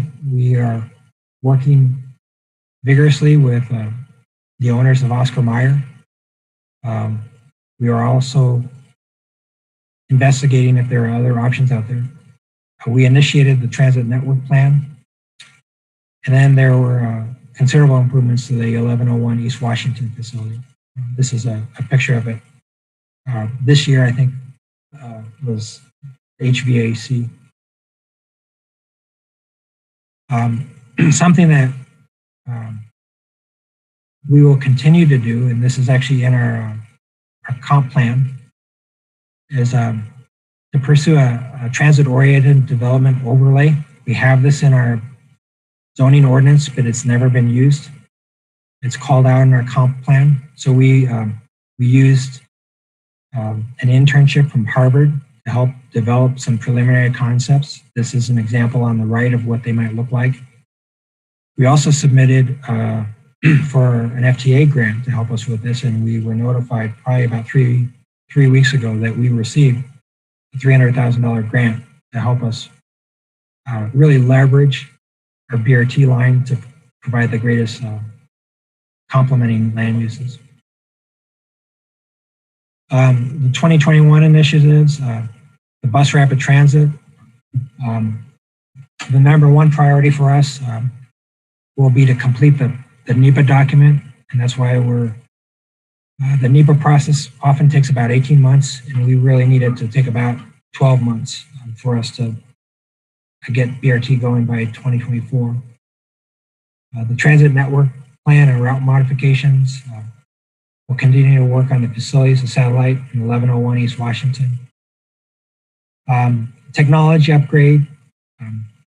The 2021 capital budget included money for a technology upgrade. Right now, our technology is about 15 years old. So if you think about the way we track buses is with equipment that is 15 years old. And so think of your phone, what would your mobile phone look like 15 years ago? That's kind of what we're in. And then we will be implementing or using 3 electric buses that have been purchased from Proterra. Okay, sorry. Parking COVID response. They revised the staff protocols for office and field staff. They had to do a relatively major redeployment of staff to parks and the health department to preserve the jobs while acknowledging that no one was parking in our ramps. They also participated pretty extensively in the curb management to support local businesses, pickup and streeteries. This is a picture of a streetery on. Oh, why am I having I'm getting old. I walk by this 3 times a day. This is really a joint effort. I'm going to just say that the business development, community, and economic development really spearheaded this effort, but this had so many different efforts. The provision of barriers, traffic engineering was involved in determining what other communities are doing to protect and delineate streeteries, the parking spaces and the revenue there. That's a parking item. Fire department was involved in the fire lane. So it really was a joint effort to try and accommodate outdoor dining. And then parking also had a suspension of fees for the first part of the year, and now we have a reduction of fees. Parking efforts, before 2019, the parking division opened a new garage every 20 years, and now they seem to be opening a new garage every year. Last year it was at Livingston North. This year it's the Wilson Street garage, and here you can see the Stone House development and how it's being built. Also, the Government East was demolished. In fact, it's all down right now if you drive by it. With the onset of COVID, our mobile payment provider went bankrupt, so we've had to rush to find an alternate provider, and we're nearing that. They've also converted a lot of our outdated parking meters that are on old cellular networks to new smart meter. And then parking division has probably been the lead for the transportation demand management study, primarily because it's tagged and associated with kind of our on-street parking policy. And we had to find a house for it, and so that's where it is right now. And that's been in cooperation with a Harvard intern as well as SSTI. The initiatives, there's a good chance that parking enforcement officers may be migrated to the parking division. It was included in the budget, but it requires a subsequent approval by council, and that will probably be introduced within the next 6 weeks, along with a report. With the opening of 2 new garages and the changed parking demands, they've been restructuring the model to see how can we, preserve jobs, but also do things differently than we might have done them 20 years ago or 30 years ago. Particularly now that we don't have these, right now we don't have these peak hour rushes. We'll continue to have the transportation demand management and on-street parking ordinance review.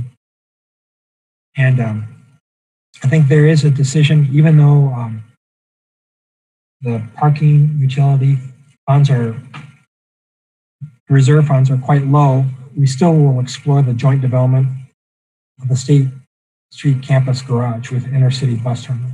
Doesn't necessarily mean we'll move forward with it, but I think we are going to just explore it further and see what it would look like from a development perspective. Equity. The report is supposed to include how our transportation efforts have affected equity, and we could do more. We need to do more interaction, but even using just census data, it's helpful to get a spatial understanding of where we've chosen to place our resources. This map shows where persons of color, households of color are. Each dot is of 5 households. The stars represent a bike ped project, and the blue represents Vision Zero speed reduction projects. Or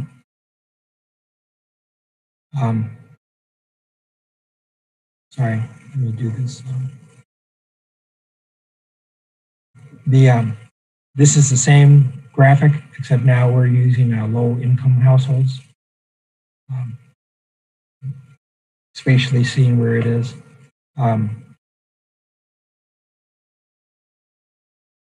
If we were to look at the equity analysis of Metro weekday service changes, I'm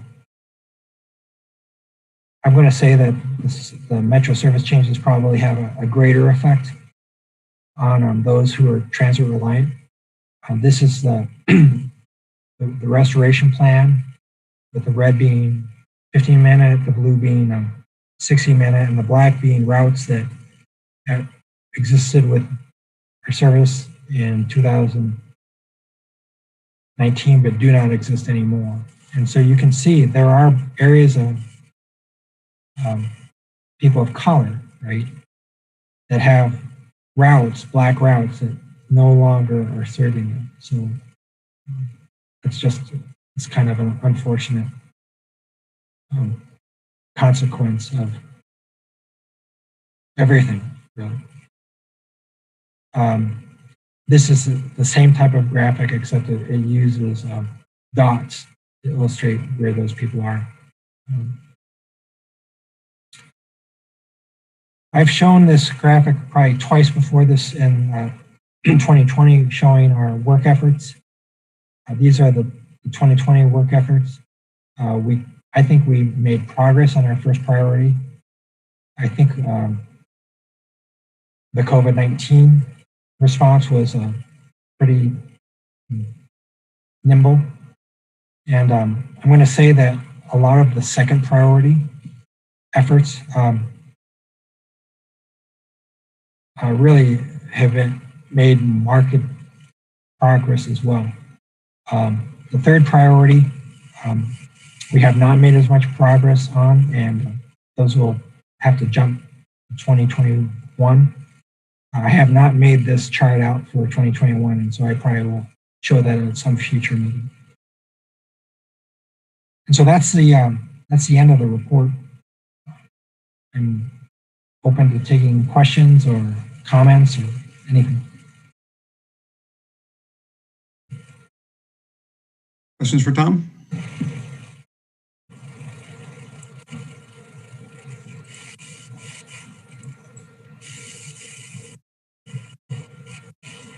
I'm not seeing any hands raised. I'll also invite members of the Transportation Commission, if there are any left on the call, to ask questions or make comments as well.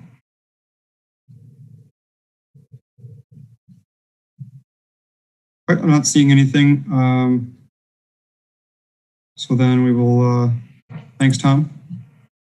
Move on then to our last item for the evening. Hold on, juggling some different screens here. Legistar 63472, 2021 Department of Transportation Work Plan. Yeah, so in the report, we indicated what we thought our planned 2021 initiatives would be. I had intended to get this revised, as well as we have some worksheets that support this revised, prior to this meeting, but I was not able to do that. So this is a summary of the 2020 work plan, and then we'll come up with a similar type of graphic for 2021. A lot of our initiatives are contained in just the report that was presented.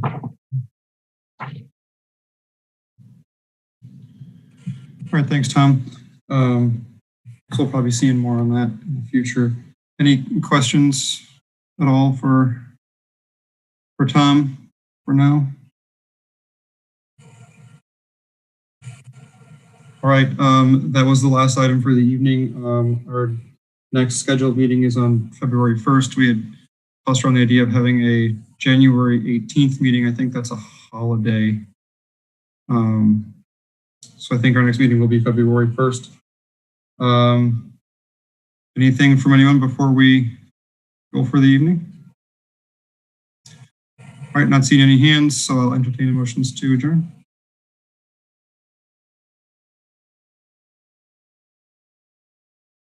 It's got to be somebody that wants to go home. Eric. All right. Second. All right, motion by Alder Kemble, second by Eric. Any discussion? Seeing none, all those in favor of adjourning the meeting for the evening, please unmute yourselves and say aye. Aye. Aye. No. I believe it's unanimous. Please have a good night, everyone. See you next time. Aye. Thanks for your time.